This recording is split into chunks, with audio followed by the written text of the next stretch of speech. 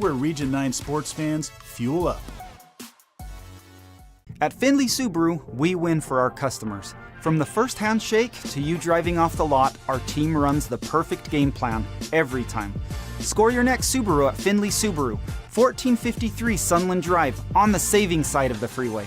Asphalt. It's not something we think about much, except when it's in bad shape. At Hullbrook Asphalt, we help cities, HOAs, and businesses avoid replacing painfully expensive roads and parking lots. To avoid the cost of replacing asphalt, you must effectively preserve it while it's still in good condition. University research has shown Hullbrook Asphalt's HA5 slows asphalt aging by 67%. We make your pavement assets last longer, cost less to own, all while achieving higher property values. Visit hullbrookasphalt.com to discover more. Create your own relaxing, comfortable space. Boulevard Home offers the guaranteed best prices on furniture, appliances, mattresses, and more. And buy with no interest financing. Shop Boulevard Home, because home is who we are. At Great Harvest, we believe in crafting more than just bread.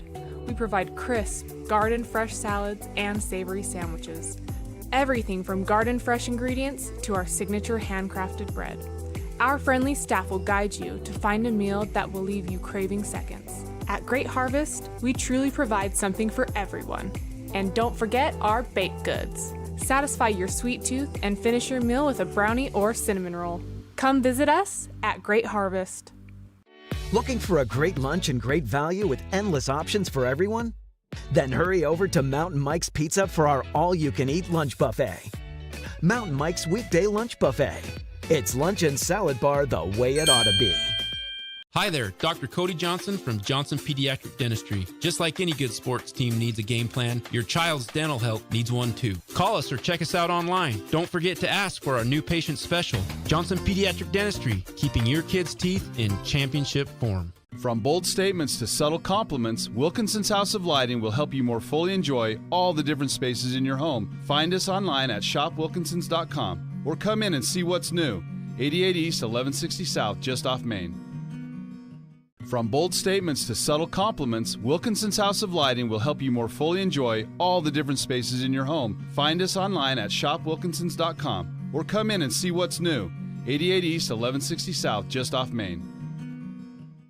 Best Friends Animal Sanctuary in Kanab is open daily for free family fun. Take a tour, volunteer, hike a trail, or bring home a new best friend. Visit Best Friends today for magical memories that'll last forever.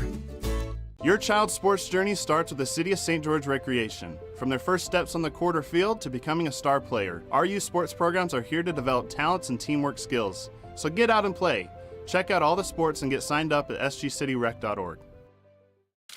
Oh, hello, Italian nightclub from Jimmy John's. Ciao, freshly baked bread piled with Italian-style meats. Hey, hand-sliced veggies. Am I obsessed with this sandwich? Yeah.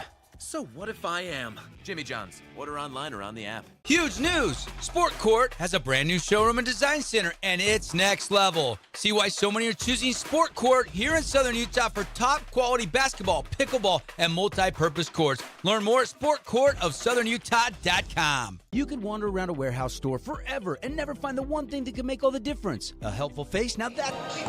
Welcome to our Boulevard Home coverage of Region 9 football, week 2 of the preseason. Here we go, and it's the home opener for the Crimson Cliffs Mustangs, the not one, but the two-time defending state champs, Devin Dixon, and the coach Rick Berry here in the Grass Creek Construction broadcast booth. And what a memorable run it was last year for this Mustang team, capped off by that 42-21 deficit. 5.5 minutes to go, they come roaring back and win in triple overtime. Well, I don't think anybody expected that to happen. When they got down as much as they did, I think everybody thought, oh my gosh, the game's over. Give them a ton of credit. Never gave up. And, you know, that comes from coaching staff, too. You get the kids together and say, listen, this thing's not over until it's over. And they battled and came back, and, I mean, what a huge victory for them. Unbelievable. Provo had high hopes last year as well. Well-coached team, a lot of seniors. They kind of had a great regular season, going 6-0. In fact, they beat Spanish Fork, who ended up playing for all the marbles against Crimson Cliffs in the 4A title game. But they got knocked out by Skyview in the quarterfinals, so they got a little chip on their shoulder. They're hungry to prove that they can make a deeper run this year. Well, Provo's very talented. I mean, they're loaded, like you said. I mean, they think in Provo this is their team. They think these kids have been together long enough. They're really big up front. You know, we played them last year. They got a ton of size. They have great skill, good returning quarterback. This is going to be a really good test, Devin, for both teams to see where they sit in the 4A standings.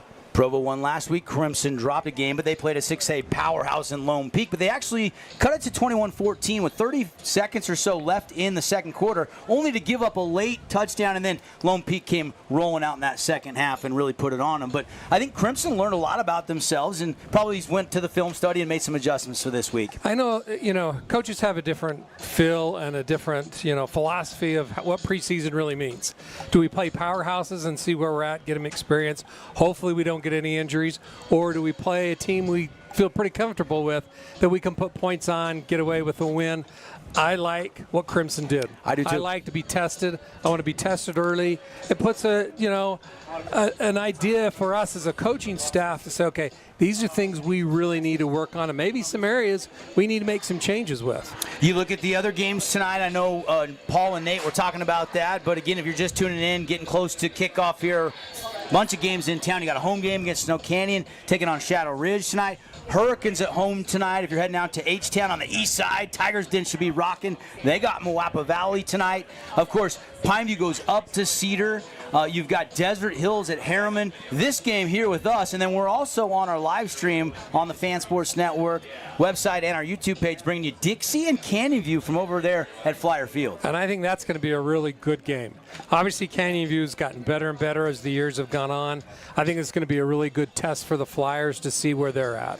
This is the pregame show brought to you by Sport Court of Southern Utah. Hey, we're doing it again. Last year we gave away a $5,000 scholarship, and it was a Pineview Camden was the recipient of that. We had tons of nominees. We've already opened up the nominees for the fall, and if you'd like to nominate a local athlete, 3.0 GPA, got to play at least one sport in high school, be very involved in the community, go to thefansportsnetwork.com. If you're looking for some backyard year-round fun for the family, check out Sport Court. They can do multi-purpose courts, pickleball courts, and we appreciate Sport Court of Southern Utah. All right, we're going to take a break. When we come back here, it's the Mustangs and the Bulldogs. We'll dive into the keys to the game and get the coach's thoughts on this one before kickoff live on the Fan Sports Network.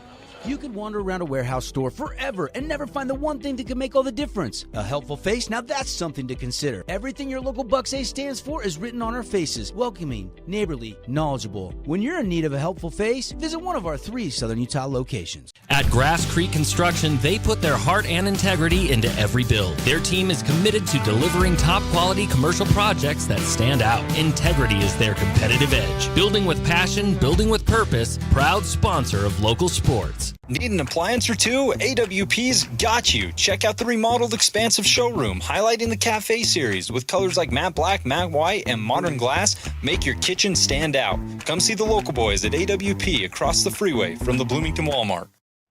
With like trade? Hey, we're back, everybody, here inside our Sport Court pregame show alongside the coach Rick Barry. I'm Devin Dixon. Glad you're with us. Crimson and Provo on a football Friday. Boy, oh boy, coach, it's good to have football back at the high school level. This doesn't get better than this, Devin. This time of year, you look forward to it for 6 months. It's pumped. Here, just like I was telling Coach Stokes. I said, this is what we live and die for, and this time of year is awesome.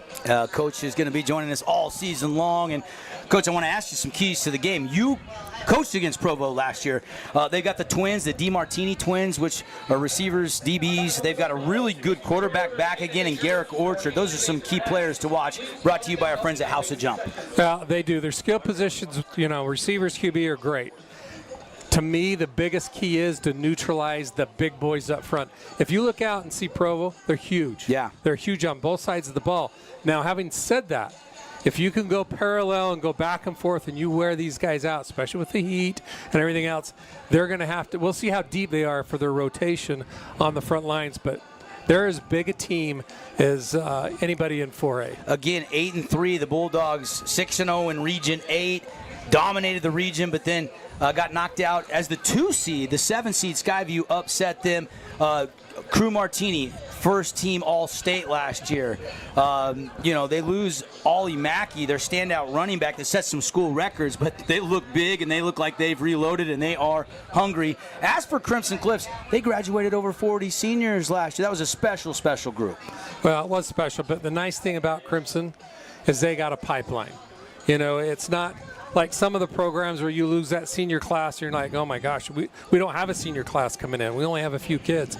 They've got a pipeline built from top to bottom. So when Coach Stokes talks about, hey, we're young, they're young in experience, not necessarily in age. And there's a big difference because you get a kid in the program for 2 years in the weight room for terminology, because everybody talks a little bit different and explains things differently. So they're really built to last long. 100%. The playoff run. It's the greatest state championship game I've ever called, Coach. I know you watched, you were there. I mean, it was exciting. A lot of people, even the TV broadcaster, we were doing a radio broadcast, but a lot of people were already starting to think about who was the Spanish Fork player of the game. And then, of course, Crimson found a way. A couple Maddox Alofapo touchdowns. It was absolutely sensational. Speaking of Crimson Cliffs, let's check in with our Coral Canyon coach's comments. I caught up with Coach Andy Stokes leading up to kickoff. Coordinator Andy Stokes, and we're going from week 1 right into week 2. Coach, before we get going with week 2, a big home season opener against Provo, let's go back to week 1. What did you learn about the kids up there against a really good Lone Peak team? I was really proud of the kids' conditioning and fight in the game. The weight room's paid off for them. We're young. We got a lot of seniors, but we're young as far as field reps are concerned. So we made a lot of errors that way, but those are things that are fixable. You make the errors on a game, and you have 14 games to get it right. So we're excited about the kids. We like where they're at right now, and we look forward to playing with one of the top 4A teams in the state. Yeah, Provo, no slouch. Give me a quick evaluation of Andresen. He got the nod in the start, did through 2 touchdowns, 1 interception, and some thoughts on Jackson Holt, that really experienced receiver you have coming back. Andresen did a great job, man. We were super happy with him. He really showed up, and I think he did a little better even than we expected him to do. He threw some really great balls to Jackson and the other guys. Jackson Holt, that's what we expected from him. He's our senior coming back that has experience. He's a captain.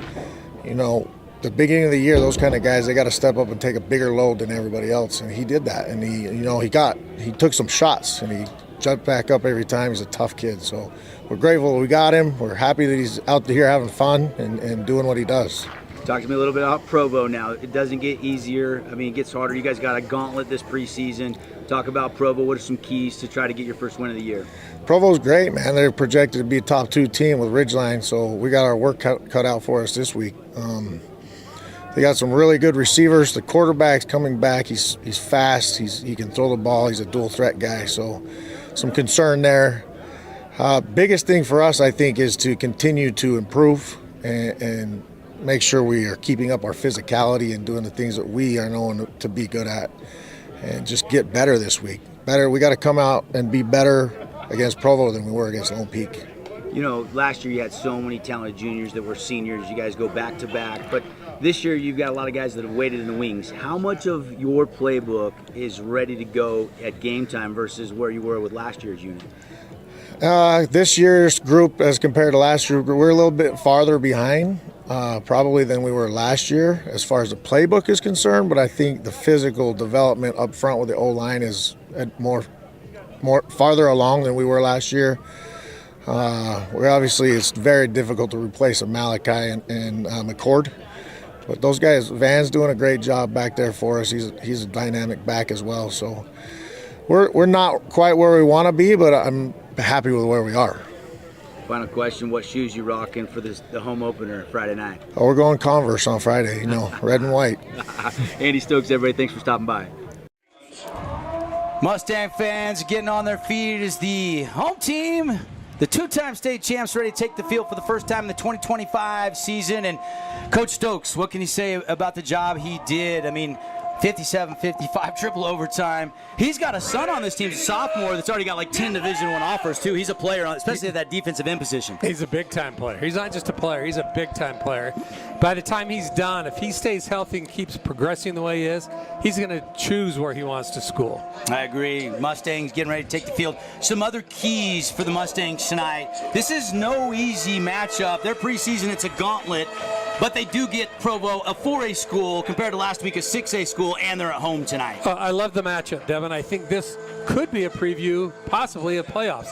The RPI, you never know, because sometimes you get it stacked with your region on one side, which I really don't like.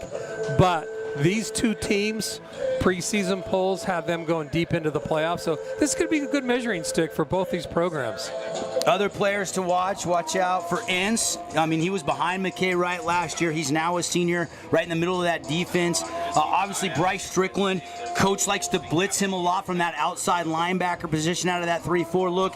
And then offensively, they got two guys, Britton Phillips, who's still a little nicked up, and Wilkinson, who I don't know if they're going to go tonight. They were very limited at practice on Wednesday when I was over here talking with Coach Stokes. And so we'll have to see if they're ready this week, or they give them one more week to get ready for their start of their season. But two receivers could be out tonight. Yeah, I was talking to Coach Stokes and both Coach Wayne before the game, and they both felt like both receivers would be out, but they will be back for region. They want to be a little bit cautious. I don't blame them. Region plays coming up in just a couple of weeks, so I don't think we'll see those guys tonight, Devin. Andresen did some nice things on his first ever start. Tanawai Andresen, what a storyline. 3 quarterbacks battling for the job. He got the nod. Can't wait to see what he does. Our first look at him live in a varsity game tonight. That is, and obviously I've seen T before. T's very, very talented. Yeah, he is one that you can say has been schooled from top to bottom since he's been young for this stage. He's got all the components that you want in a quarterback. He's got the size, he's got the arm strength, he reads defenses, he's been able to be in the film room a lot over the years, and so he brings a dimension to a team for an offense that Coach Stokes has just got to love. And Van Daly, and really they had a whole stable of running backs led by Van Daly, who got a lot of reps last year. So this is not just a team that's going to drop back and throw it 50 times a game. They're going to stay pretty balanced. All right, we're going to step aside. We got to take a break. National anthem coming, but when we come back, we inch closer to kickoff. It's the Mustangs and the Bulldogs on the Fan Sports Network and KSLSports.com, as well as the Fan Radio. It's Marco from Coral Canyon Golf Course, inviting you to play the course with the best backdrop in southern Utah. Make sure you get out and experience great golf for a great price at Coral Canyon. Visit CoralCanyonGolfCourse.com or call us at 435-688-1700 for your tee times. Hey, it's Sheldon Demke. Check out the latest episode of What's on the Menu, a behind-the-scenes tour of local restaurants. We'll see some of their favorite dishes and get an inside look on how these dishes are prepared. Check out this week's episode at stgeorgenews.com and click the shows on the menu tab.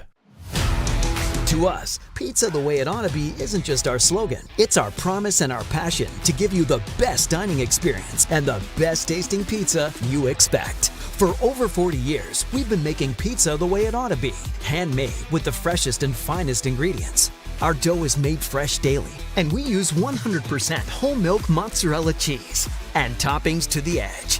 There's pizza, and then there's Mountain Mike's Pizza. Pizza the way it ought to be.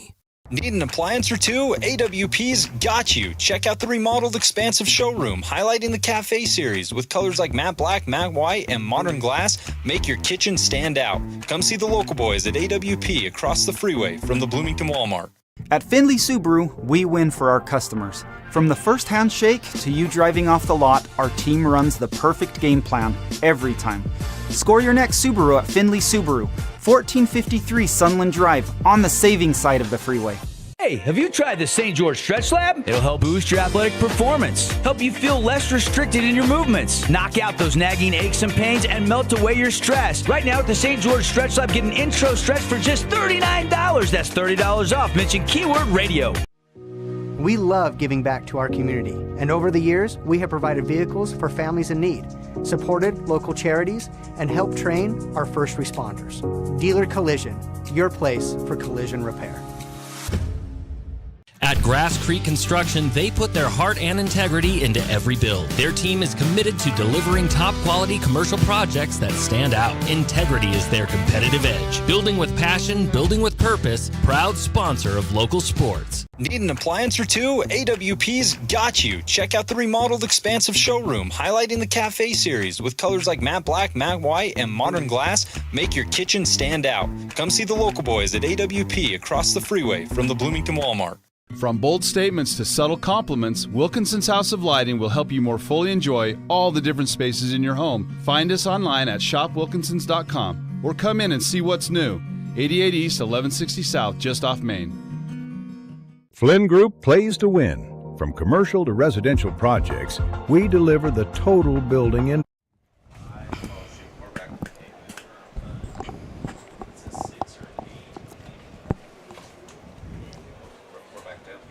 Welcome back, everybody, here to Crimson Cliffs High School. Devin Dixon, Rick Berry, and we're getting closer to kickoff. Beautiful rendition by a couple students here at Crimson Cliffs. I believe the cheer team or the drill team, and great job. Got goosebumps, Coach, hearing our great national anthem. You get that going, and with a beautiful night, it just sets the tone for an awesome game tonight. Our referee tonight, Joe B. Wright. Umpires Pete Harmon. Line judge Tim Welch. Logan Snedeker is the head linesman. Back judge Gene Blair. And the foul recorder is Nick Larson. And we are ready to go. Let's pick our Findlay Subaru Star Watch. We take a look at who we think maybe we're talking about in the post-game show. Coach, who do you want to pay close attention? Who are you really excited to see tonight? Well, I'm really excited to see T. I think, obviously this is the first year he's been in the program. They're very high on him. We'll see how he handles the big stage tonight, being home. He looked good last week. If his line gives him ample time, he can pick you apart. He can pull it and go. So I think for me, I want to see how T reacts to this game tonight. Looking to improve upon his numbers from his debut last week in that game against Lone Peak, where he was 20 out of 31, 197 yards, 64% completion. Average on those completions, 9.9 a throw, and had 2 touchdown passes. Did have 1 interception, but a pretty solid debut for a young man. You can't ask more from a quarterback than that for the first time he's ever been in this offense and had the first time he's ever started a varsity game. So you got to look for good things from him. I think he's just going to get better and better and better as the years go on. Especially the matchup, Lone Peak. A lot of people think they might have a little something for Corner Canyon this year in that 6A Lone classification. Peak's loaded. Yeah. They always are. And, those games last year with Lone Peak and Lehigh and things, some of the best games you've seen. So, yeah, Lone Peak is legit. The exchange here, while they're doing that, who are you looking forward to seeing for Provo tonight? Well, the interesting thing with Provo, like I said before, their quarterback and skill position players are pretty good. I mean, they're not pretty good. They're really good. The Twins will give you fits. If their big old line can give him time to throw, he can pick you apart, and they can make big plays. Now, it'd be interesting to see if they still run a lot of the quarterback option that they ran last year. If you can take that away and make him one-dimensional, which I'm sure Wayne will be doing his best on that, then you neutralize some of their strength. And the coin toss today brought to you by our friends at Kabuto Sushi and Ramen Bar. They've remodeled. It's absolutely fantastic. I was in there about a week ago. Absolutely fantastic. Go check it out in the promenade at Red Cliffs. Coach, final thoughts before we get this game underway. This is one that I've been looking forward to. Crimson, obviously, looking for the three-peat and the home opener. You got the Red Kingdom shirts out here. Great crowd for a Friday night. Hot day, though. Maybe a little advantage for the Mustangs. As the sun sets, it'll get cooler, but well north of triple digits right now. With the turf temp, even hotter. Yeah, I think, though, if you were going to ask Crimson coaches, they wish it would have been sunny all day and not cloud cover. Bringing Provo down, they're not used to this. But I'm excited about this game, Devin. I just think, like I said earlier, this could be a preview of the fall. 107 was the high today. It's 104 right now, so it's cooled off 3 degrees from the high today. The cloud cover making it very sticky, though, a little bit muggy, a little humid for the desert heat. Put 12 minutes on the first quarter clock. This is our Boulevard Home Game of the Week on the Fan. Streaming on the fansportsnetwork.com, as well as our YouTube page and KSLsports.com. Mustangs wearing the all red with the white numbers, the white jerseys, green pants, green numbers, green helmets for the Bulldogs. Left-footed kick in over in, and this one is going to sail into the end zone for the touchback. Tice McKittrick, the sophomore kicker, pretty nice boot there. Well, people don't realize what a weapon that is. If you can put it in there every single time and make a team start back on the 20, that's a huge weapon for the offense. Just a reminder, we will be checking in on all the other games in our Flynn Company's Region 9 report. We've got, out-of-region games, so we got a bunch of other games to check in on. How about Canyon View and Dixie, Pineview and Cedar? Some old Region 9 rivalries. Even though they're not Region 9 rivalries tonight, there's still some familiar foes tonight. There's going to be some fun scoreboard watching. It's been a few years since Dixie and Canyon View have played, so that's going to be a big game for them. Yeah. Flyers and Mustangs, the only two to drop their opener. Everybody else in Region 9 won, as did Canyon View and Cedar. They'll run it, and not much doing.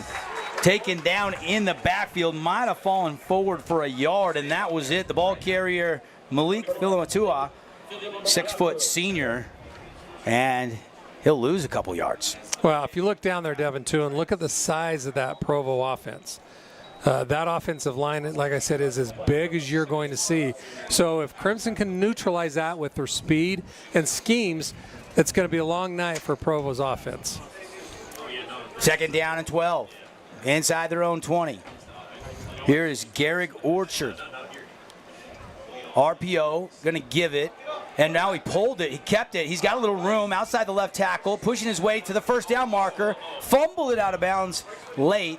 That's a new rule, actually. It is a new rule, Devin. This year in high school football, wherever you fumble, the ball comes back to that, not where the ball goes out of bounds. So I think that's a really good change in high school. So he did fumble it forward, but maybe already had the first down. Yeah, he was already past the sticks, fumbled it, but they brought it back. But he likes to run, and he loves an option as well, and they've got to make sure they take that away from him. 3-man defensive front.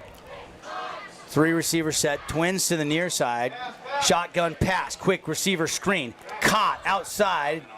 And DeMartini's going to be wrestled down after a gain of 4, maybe 5. Yeah, and I think you're going to see that a lot from Provo tonight. I think they're going to try to get some slip screens, some underneath screens. They know Coach Wayne likes to bring pressure, even though it's a 3-4. He usually brings 1 and sometimes 2. So I think you're going to see a few of those tonight. Dietrich Moore helping out among a couple other Mustangs to make that stop. 2nd down and 5. Bulldogs at their own 36-yard line. Here comes the shotgun snap. They're going to pitch it. Just a quick pitch outside and nowhere to go. And he is tackled in the backfield. What a play coming in. That is Knox McFarland. And Devin, that's the sorry, that is not Knox McFarland. Sorry, Coach. That is Nate Ince, of course, number 9. That's the play I talked about pregame. They love that little quarterback option. They like to get him out into space. And if you can take that away, you really limit some of what Provo likes to do. Nate Ince, middle linebacker. Of course, his dad, great player, Pineview back in the day, went on to play for Scott Brumfield and Ron Hahn. Right in those tough years when Dixie Junior College was transitioning to Division II. That's right, when I was there with him, Dev. Yeah, you remember Skyler. Of course, oldest son of Skyler, Nate. Middle backer making a big play. They'll set up the screen again. Coach, you called it, and nothing doing. This time, Bryce Strickland sticks his nose in there with a dealer collision big hit. Well, it was set up really well, other than number 55 missed his block. Great defensive play of getting past that. If he doesn't make the play, that goes for some big yardage. So they'll have to punt the football here on 4th and 9 from their own 32-yard line. Pretty good stand to start this game. Just got that 1 first down, and then the Mustangs shutting the door back deep. Jackson Holt, 2 touchdown receptions last week against Lone Peak, the only 2 scores of the game. He charges it hard and can't get to it, so had to get away from it. It's touched about the 24-yard line, and we'll see T. Andresen for the first time. Donawai is a junior, 6'3", 185. We'll see Jackson Holt and some younger receivers. Of course, Maddox and Malachi Alafapo both graduating, the twins last year. McCord Christiansen graduating last year. A lot of those stars from that state championship run in 2024 have moved on. McKay's up at Snow College. Yeah, I got some big shoes to fill in the receiving end, but a couple of those guys that are out tonight are great, talented receivers, so they'll be just fine when region play starts. Okay, Cha goes in motion. They'll hand it, and hard-nosed run, and Van Daly going to take it all the way out across the 32 to the 33-yard line and give him 8 there, moving the whole pile, Coach. And that's going to be the key. If they can move the ball like that and not put a lot of pressure on T, I think you're going to look for a really good offensive performance. Second down, they're going to run it to the short side. A lot of room. That's going to be a first down and more on the carry. Van Daly again, the senior running back.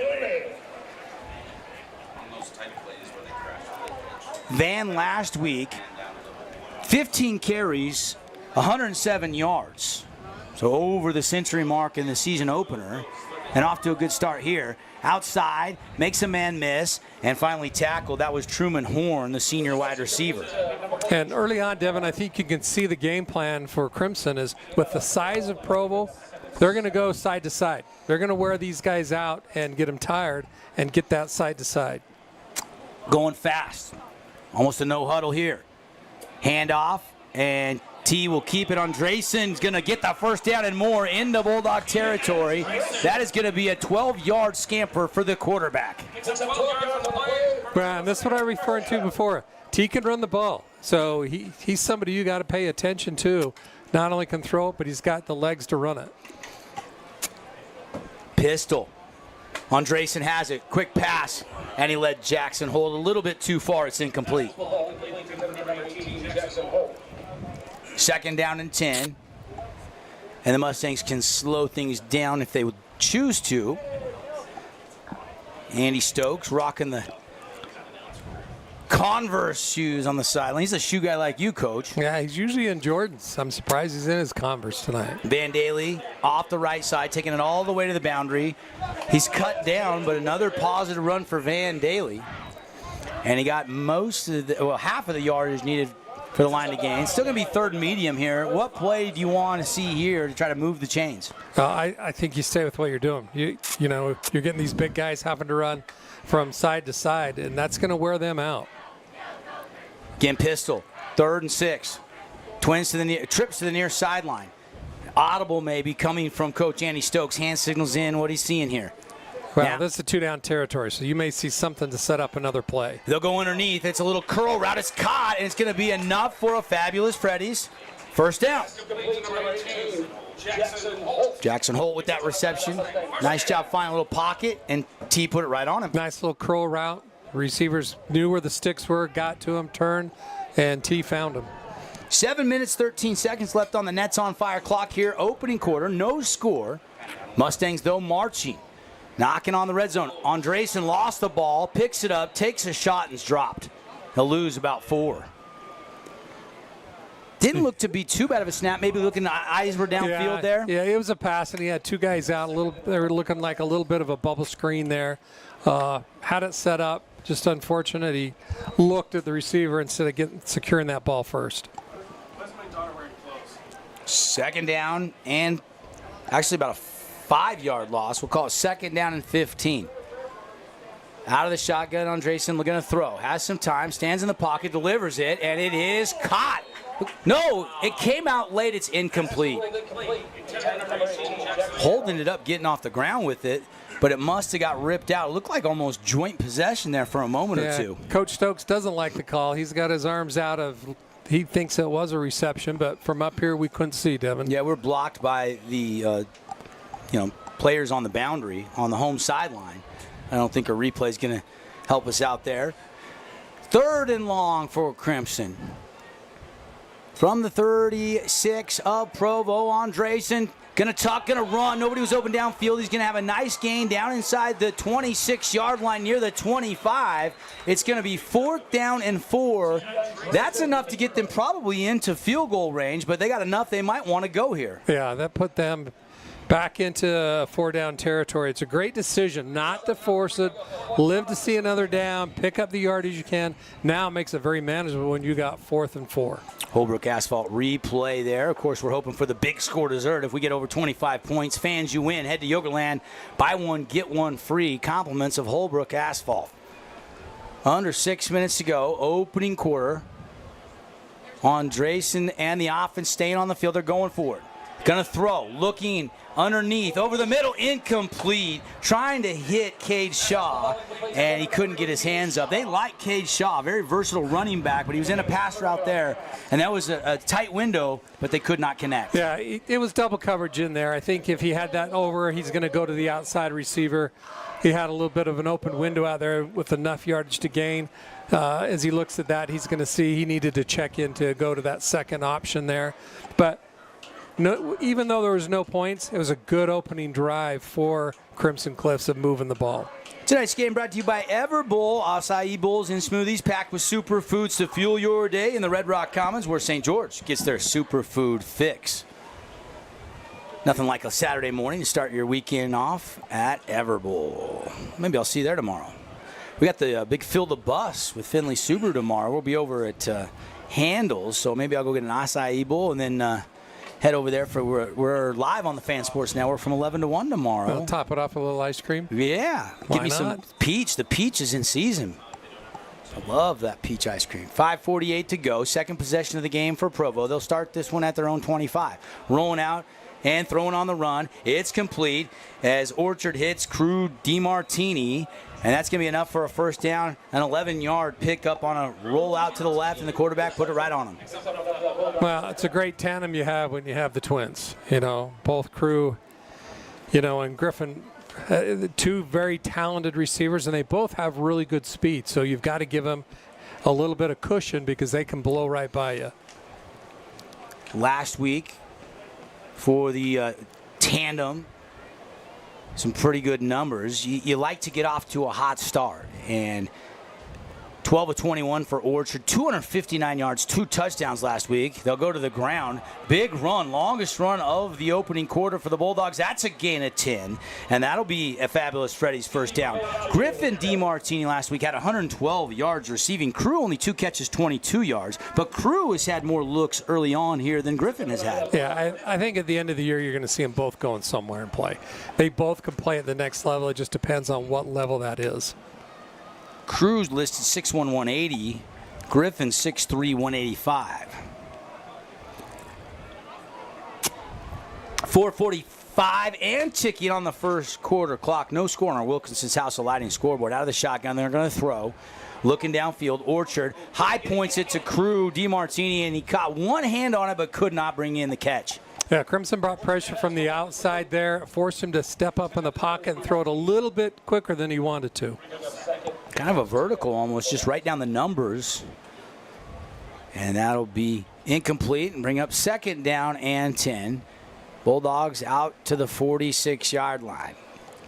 A little bit slower tempo so far. We saw Crimson going a little quicker.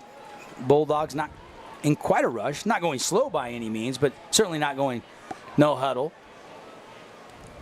Second 10, Mustangs show blitz. They'll swing it out, little crease, and then that's shut down pretty quickly. Catch made by T. Brown, 6'1" junior, and he got a gain of 4. Again, you're seeing a screenplay from Provo. That's 3 or 4 already early in this first quarter. I think they're trying to catch Crimson a little bit, knowing that they like to circle that inside backer to the outside. And if they get him coming hard and they get on the outside of him, they feel that that's where they can attack that defense. Big third down here for both teams, right at the midfield stripe. Provo trips to the far sideline, single receiver to the near sideline. Ball's kind of on the near hash here. Out of the gun, Orchard looking to throw. Pocket collapses, he is sacked. Dropped back at the 42-yard line. Beautiful job coming in. Was that Mustang defense? Somebody shot a gap. Well, again, they brought pressure inside and outside. Provo was so concerned with the outside blitz, which they've seen tonight, they forgot to seal the inside. Tristan Payne with the sack, and that's going to force the punt unit onto the team. Every time Provo kind of gets it out across the 40, Crimson's kind of shut the door. Yeah, it's been a good, solid defensive effort so far. Got up to the 40, the first possession. They got to midfield moments ago, only to see Payne come up with that third down sack. Jackson Holt standing at his own 16-yard line. High snap, pressure coming. And it's not a great kick. It does take a Bulldog bounce, so it will go down inside the 30, still rolling inside the 25, and it'll be spotted right near the 24. Well, 2 good defensive stance. Early on, you're seeing Provo wanting to establish a little bit of the running game, forced to throw the ball. Crimson bringing a lot of pressure on him, not letting him get comfortable in that pocket. Here comes that big offensive line for the Mustangs. Ryan McFarland, Caden Wilson, Madden Smith, of course. What a state tournament Madden Dougie Smith had pitching for the state champ Crimson Cliffs Mustangs baseball team under Coach Justin Abbott as they beat Snow Canyon last spring. Looking to throw. Tonawai. Oh, and it's dropped. Had his man and put it right on him, but he could not bring it in. It's a good job by Truman coming back to the ball. Just needed to secure it. But a good route, came back to meet the ball, just didn't secure the ball. And he did everything right. Hands were, in that triangle. It wasn't like he was trying to catch it, with the body. It just slipped right through. It is a sticky, muggy 104 day here in southern Utah. They'll run it outside. Van Daly waiting for that block on that kick out. Got a pretty good block from McFarland. And he picks up a good chunk of yardage out to the 30. Maybe just shy of the 30. Mark him down at the 29.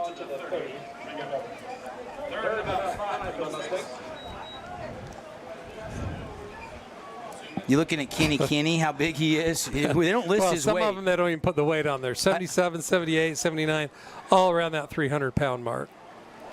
They don't want opposing coaches to know or worry or what? Third down and 5. T. Andresen throwing, caught as he's getting hit. What a catch by Cade Shaw. It's going to be shy of the first down, but that was still a great catch. Great catch. Good defensive play. He read the out route, drove on the ball, made a really good tackle to save a first down. Andy Stokes having some words as Andresen comes off the field. I don't know, maybe he didn't want him to throw it short of the sticks there? Probably. He probably looked at that's my number one read. He's not got enough, yardage to get a first down. Let's progress to number 2 and keep the progression going. Little rugby-style kick, pretty good kick that's going to take a big bounce, but where did it go out of bounds? Somewhere around the 30. About the 32 is what it looks like they are going to mark it. So Bulldogs will get possession number 3. Nolan Perry's power guy had this game as almost virtually a pick 'em. I think 2.5-point game. Anytime it's within 3 points in the power rating system, it's pretty much a pick 'em in the state of Utah. Yeah, and rightfully so. 2 programs that were highly rated preseason that most people thought would be there and have deep playoff runs. So, again, I think this is just going to be a great measuring stick for both teams.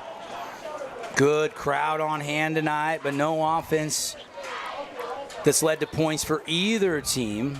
And Provo, drive number 3, flags fly. This is our first flag of the night. Ince makes the tackle, and it'll be a short gain of a yard, and that was it. And maybe some movement in the trenches. 1:52 left on the first quarter clock. Appreciate Roney's Mac Bar, now open in the Red Cliffs Mall. You can build your Mac your way. It is delicious. Over there next to Lululemon. Went over there a couple weeks ago and really enjoyed building it, putting all the ingredients in that I like.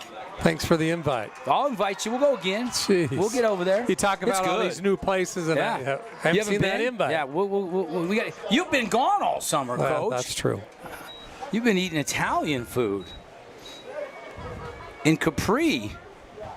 Hey, Capri is beautiful. Is it? It is really pretty. Don't let my wife hear you. She'll be planning that trip before I get home tonight. 1:52 to go. Now they'll wind the clock.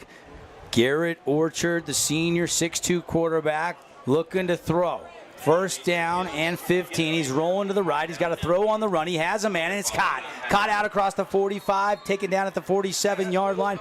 Really good catch by Ronnie right on a crossing route. Well, there you see the talent of a returning quarterback. Didn't panic, had pressure.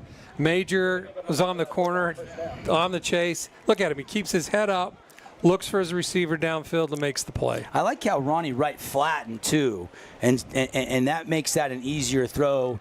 And he's never going to get intercepted if he flattens that route. It really allows him to get those shoulders squared. Throwing now, rolling left. A little comeback route, and that one short hops the receiver. That's incomplete. Looking for DeMartini. Second down and 10. 1:17 left on the Nets on Fire clock. Nets on Fire. Check them out, netsonfire.org, building champions on and off the court. And we got an injured Mustang. We'll step aside. Quick timeout. Mustang player down. We'll check on that when we return.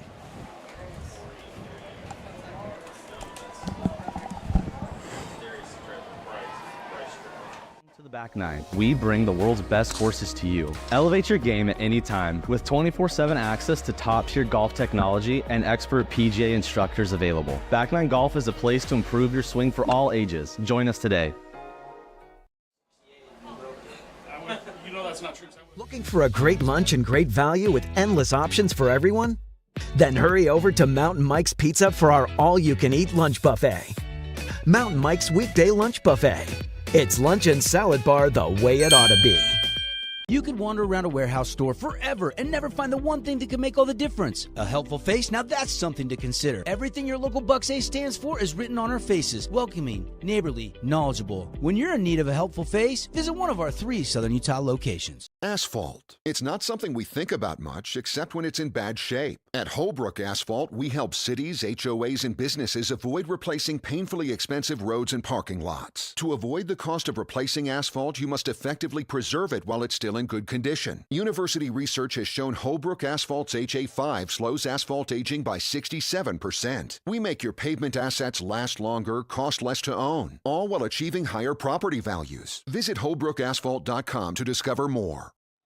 The injured Mustang was Bryce Strickland. He's off. He's walking to the sideline under his own power. Hopefully nothing too serious. And as we are about to resume play, flags fly.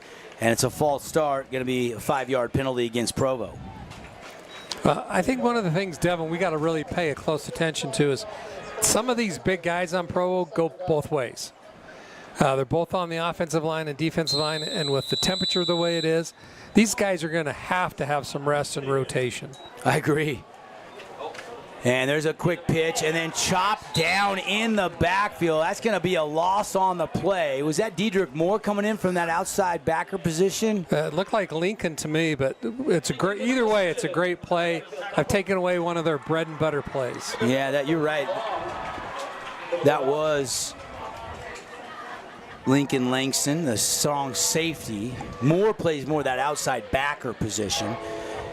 Strickland not up with his teammates. He's got the training staff looking at looks like a lower leg.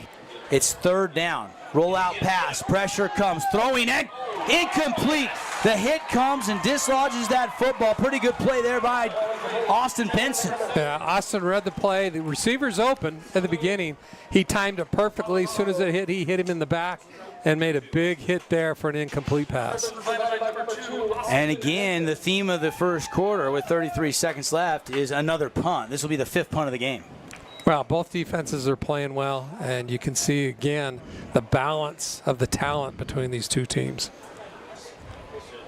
Punt will be coming. Punter will be standing about his own 25-yard line.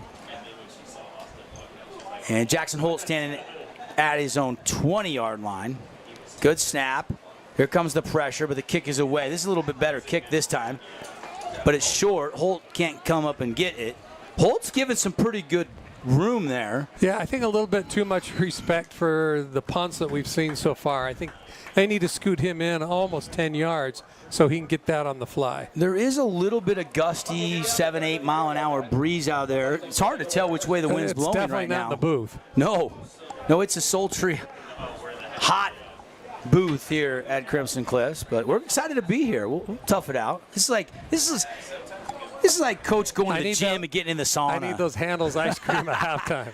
Isn't that in my contract? That's right. Yeah, we got that handwritten in. Kay made sure to put that in for you. And here we go back to the ground and pound for the Mustangs. A flag flies from our referee, Joby Wright, and it might negate what would have been about a 6-yard run for Van Daly. Van looks like he's got a burst, doesn't he? He looks fresh. He does. He does look fresh. Now, I don't know if that's a holding penalty or a late hit. They're going to call that on the Mustangs. Who was the guilty party? Number 29, James Winch. One of the receivers, maybe. I thought he said 29, but I could be mistaken. We don't have Joe mic'd up, so I was trying to hear it through my headset here in the booth. Yeah, there he is. 29? It is 29. I think it was Winch. James Winch. Yeah.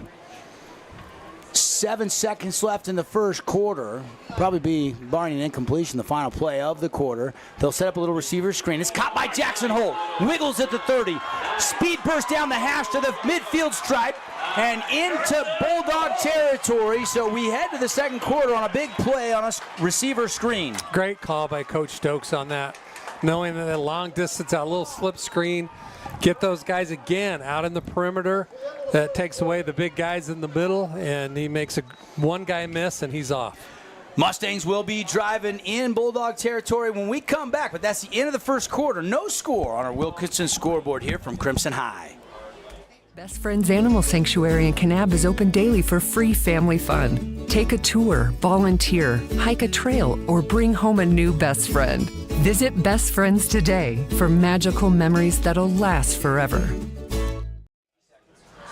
Great Harvest, we believe in crafting more than just bread. We provide crisp, garden fresh salads and savory sandwiches. Everything from garden fresh ingredients to our signature handcrafted bread. Our friendly staff will guide you to find a meal that will leave you craving seconds. At Great Harvest, we truly provide something for everyone. And don't forget our baked goods. Satisfy your sweet tooth and finish your meal with a brownie or cinnamon roll. Come visit us at Great Harvest.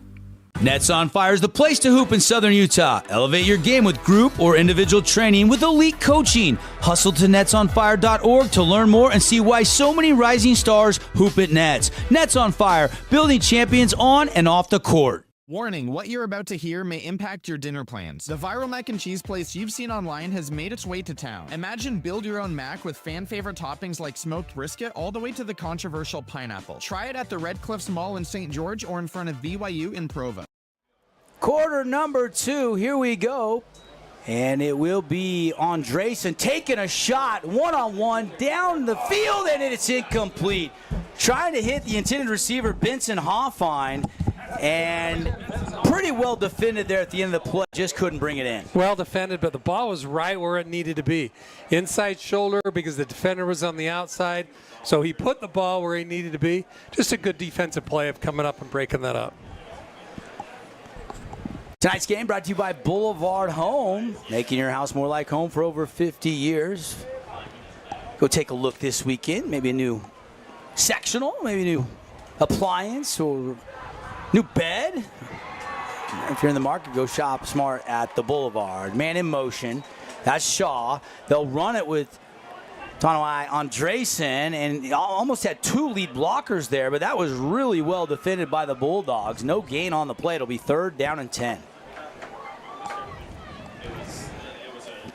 One of the new awards we're really excited about. We'll announce our very first Mountain Mike's Mountain Mover Award. This is a behind-the-scenes award. These are nominations coming from all of our fall sports coaches around Region 9. Already getting the nominees coming in from our coaches, and it's kind of an unsung hero award, or somebody that works really hard in practice, or special teams player that doesn't get any, or a scout team. Even better. Exactly. So we're going to spotlight kids each week, starting next week. 3rd and 10, over the middle. It is a bullet. Throw it. It is a catch. A beautiful catch right on the hands by Tyler Gibb, and that's enough for a fabulous Freddy's first down. Great hands there. He took a big hit. Held onto the ball. Again, pass right where it needed to be for him to get his hands on it. Early here in the second quarter, the Mustangs for the first time knocking on the Red Rock Real Estate red zone. Van Daly with the tote. He's got a little wiggle to the outside. He breaks the tackle to the 15, to the 10, and he is wrestled out of bounds at the 5-yard line. Nice run by Van Daly. Great run by Van there. Devin, he sees the hole, hesitates a little bit, breaks the first tackle, gets to the outside, and shows his speed. Quickly, Mustangs want to go fast. And they're holding play momentarily here. Now they'll wind the clock. They had to get the first down marker set here. 1st and goal, into the red zone. Handoff, Van Daly again, right side, cuts back, taken down from the backside, and he'll get down near the 2-yard line. Took a shot there, number 9 on that tackle. That is Teve Brown. Big linebacker, talented backer, looks like a next-level kid. He does look, well, there's several of those kids that look like that. Because they when are. you look out, because they do. They've got some size and some athletic ability. And handoff to Shaw. He's tripped up, and he's going to be stopped down near the 1-yard line, and it's going to be 3rd and goal. Mustangs trying to break a scoreless tie. We have played into the second quarter. Nobody's been able to score yet, and the Mustangs certainly want to punch this in. This is 4-down territory from inside the 2. 3rd and goal. Double back set. They'll hand off Van Daly, put his shoulders down. He's into the end zone. Touchdown, Mustangs. Van Daly, 1-yard plunge. Nice design there. They come back in with a 21 personnel, which is 2 running backs, 1 tight end. They go to the tight end side, and he puts his head down and mows right through. 6-0 here is our Best Friends, Kanab, Utah. Best Friends Animal Sanctuary. Invites you to come up, take a tour. Thousands of animals that you can choose from. Come up and choose your new best friend. Check out the website, bestfriends.org. Second year Best Friends has been with us, proud sponsor of local sports here on the network. Man late coming on the field. It's Moore. He's got to hustle on. Now they got 11 on the field. Play clock got to wind down, so they got to hurry here to get this extra point off in time. Holt is the holder. Diving block attempt is almost there, but the kick is away, and it's up, and it's good. 7-0 Mustangs. They strike first, 9:30 into the second quarter when we come back live on the Fan Sports Network. Relatives coming to visit? Not enough room? Maybe you're looking to host a family reunion and need a house with a pool. Red Rock Vacation Rentals has got you covered. From 2-bedroom condos to 10-bedroom luxury homes, they truly have something for everyone. Visit stgeorgeutahvacationrentals.com.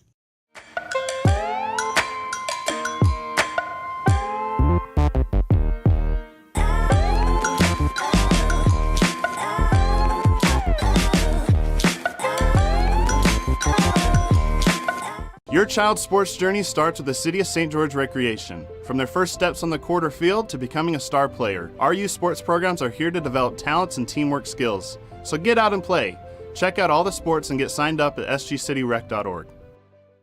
Today's game is brought to you by Boulevard Home, Finley Subaru, House of Joan, Bucks Ace Hardware, and City of St. George Recreation. Kickoff is going to be returnable, and a nice diving special teams tackle, and he is taken down at the 29-yard line. And let's give that special teams player a little bit of credit. Who is that, number 35, I believe? Tyler Phillips. Tyler Phillips with the tackle. He's only listed as 5 foot. He's a senior. Is that right, or is that a typo? Is he only 5? He's got to be taller than that. Come on. But you know what, as coaches, you got to love that. You love the special teams player, all out. They have an opportunity to show what they can do.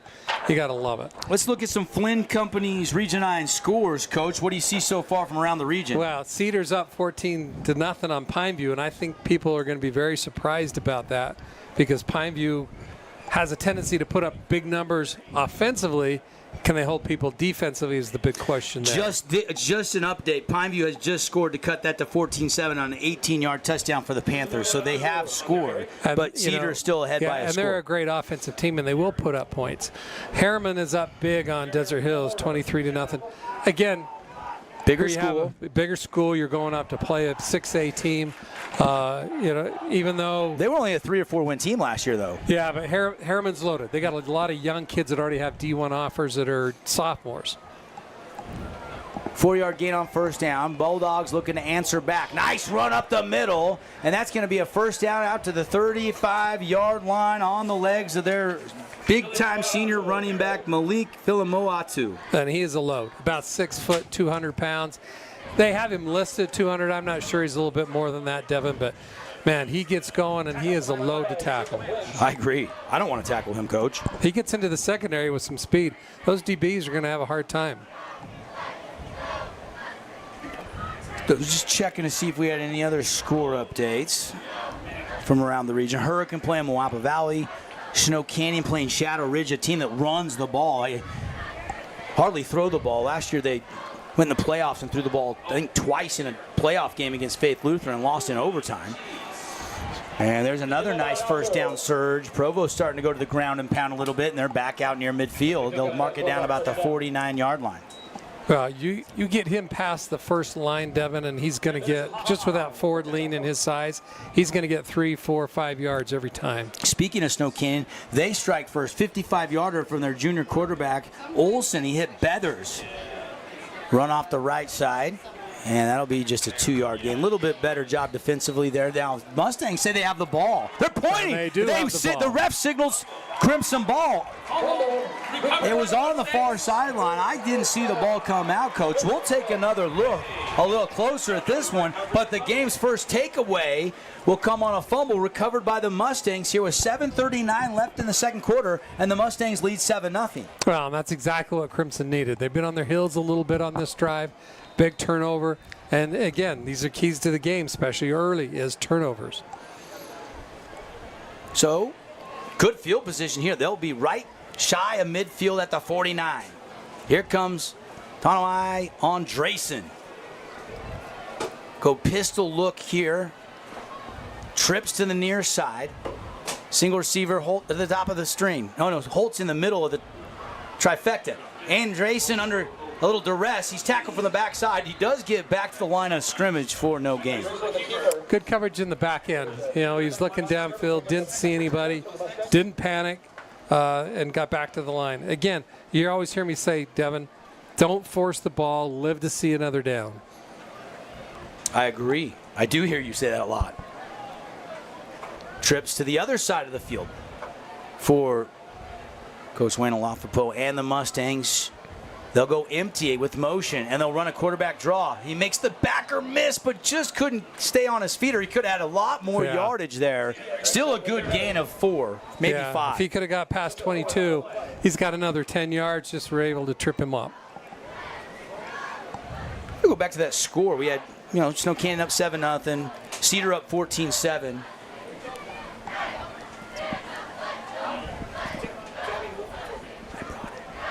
Yeah. Share it with me. Rob and I are sharing a drink, Coach.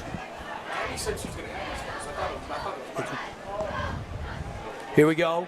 New set of downs, and it's a comeback route. That's caught. Beautiful job there on a comeback route, bringing it to the body. Flag on the play. We'll have to see if that comes back or they tack on to it.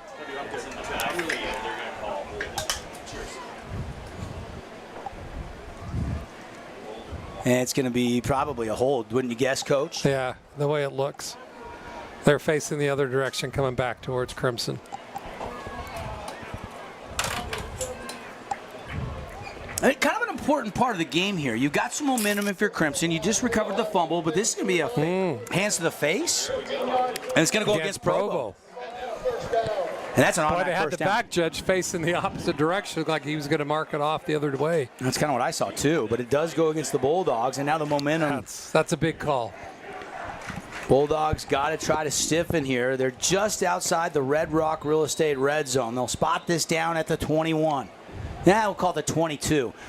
Andresen looking to set up a screen. It's tipped and batted down. Really good play by that left side outside DN number 13. Isaac Moye. Keeney was trying to block him. I love when they give you a nickname on the big guys. Howie. So number 77 is Howie. Howie Keeney. Howie's a load in the middle. You want to know what he weighs? Well, I can tell you what he weighs. He's maybe a biscuit shy of 310. 6:11 to go in the second quarter. Crimson up by a touchdown. Pulled it out on the RPI. And now he's going to run it down to the 15-yard line. Beautiful decision by Andresen. Yeah, that RPO. It's not an RPI. I said RPI. That's all right. There is an RPI. Which I hate. I love the RPO. I hate the RPI. It is what it is, right? I just wish they'd tighten that RPI up a little bit. I do too. I wish they would make region play a lot more important. Well, like the out-of-state wins. You go play somebody out of state, and you only get half as much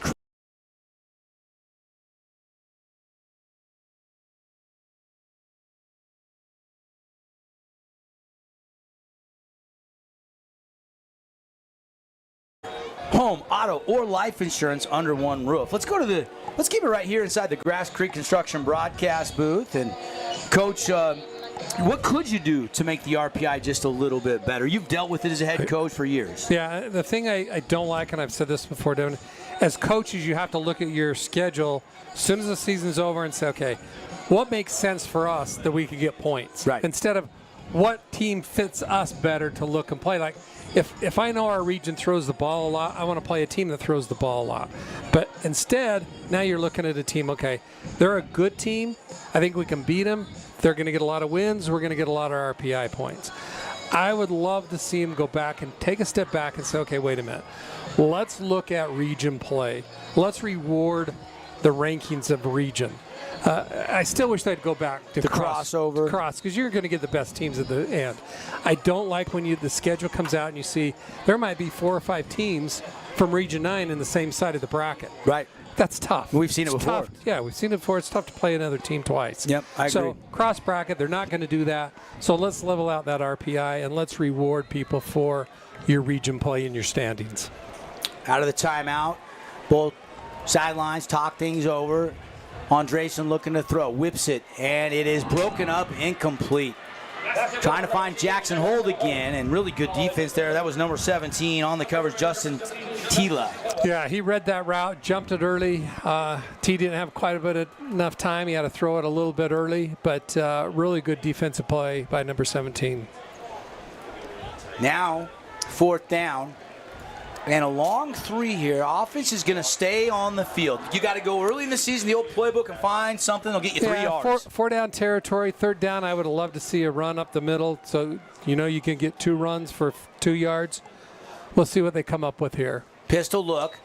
They're going to run a play action pass over the middle on a slant to Hold. It's incomplete.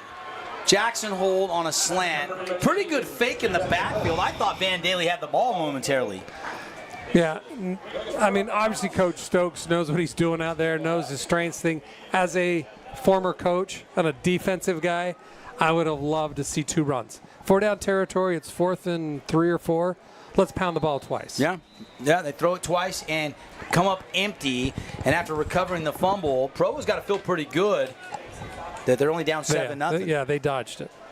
They'll take over at their own 15-yard line.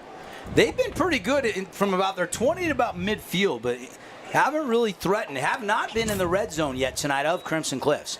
They'll run it, and hard-nosed run. He's still moving the pile and churning the legs. Get out across the 20 to 22. That's a 7-yard pickup.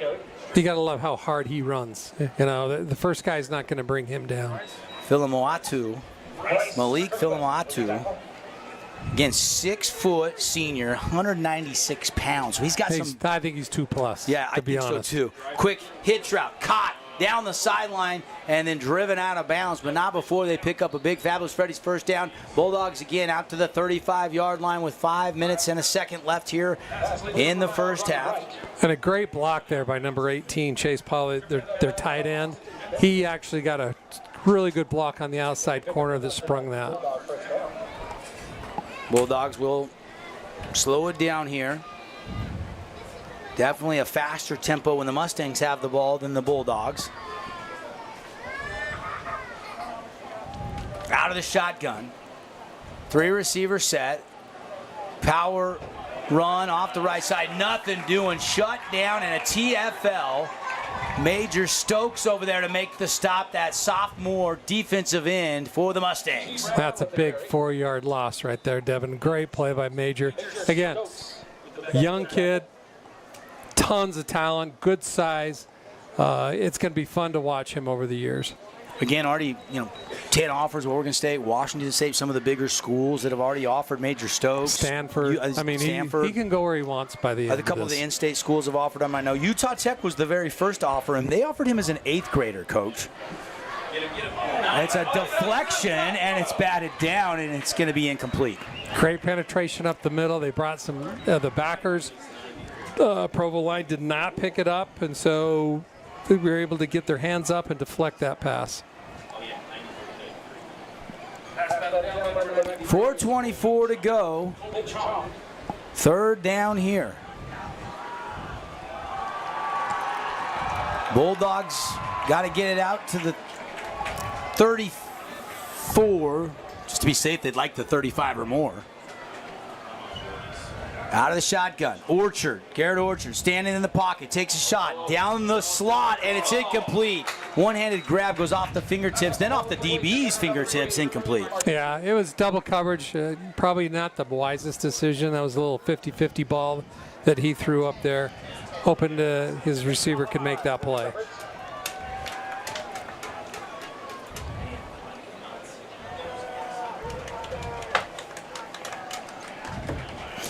So 4:18 to go, and now the punt unit on. We've seen a busy punt unit for Provo so far in this one. Man coming on late for protection. Holtz moved up a little bit. He's at the 30. See if he can get a return on this one.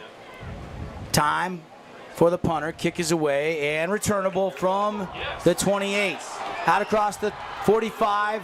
And a nice open field tackle at about the 47-yard line. But still good field position here for Crimson. Yeah, close to the 50-yard line. Again, you make the point. They got him up a little about 10 yards farther in there where he could get that punt on the fly. Had a good first block, broke to the outside, and got about 20 yards. High school football tonight brought to you by some of our great partners, including our friends at Fabulous Freddy's. Scooter's Coffee out in Hurricane. Of course, we'll name a Finley Subaru star of the game. Maybe it's Van Daly. He has the only score of the game on a 1-yard touchdown run, and he takes that one across midfield and down to the Provo 45-yard line. 2nd down and 4 after a 6-yard gain.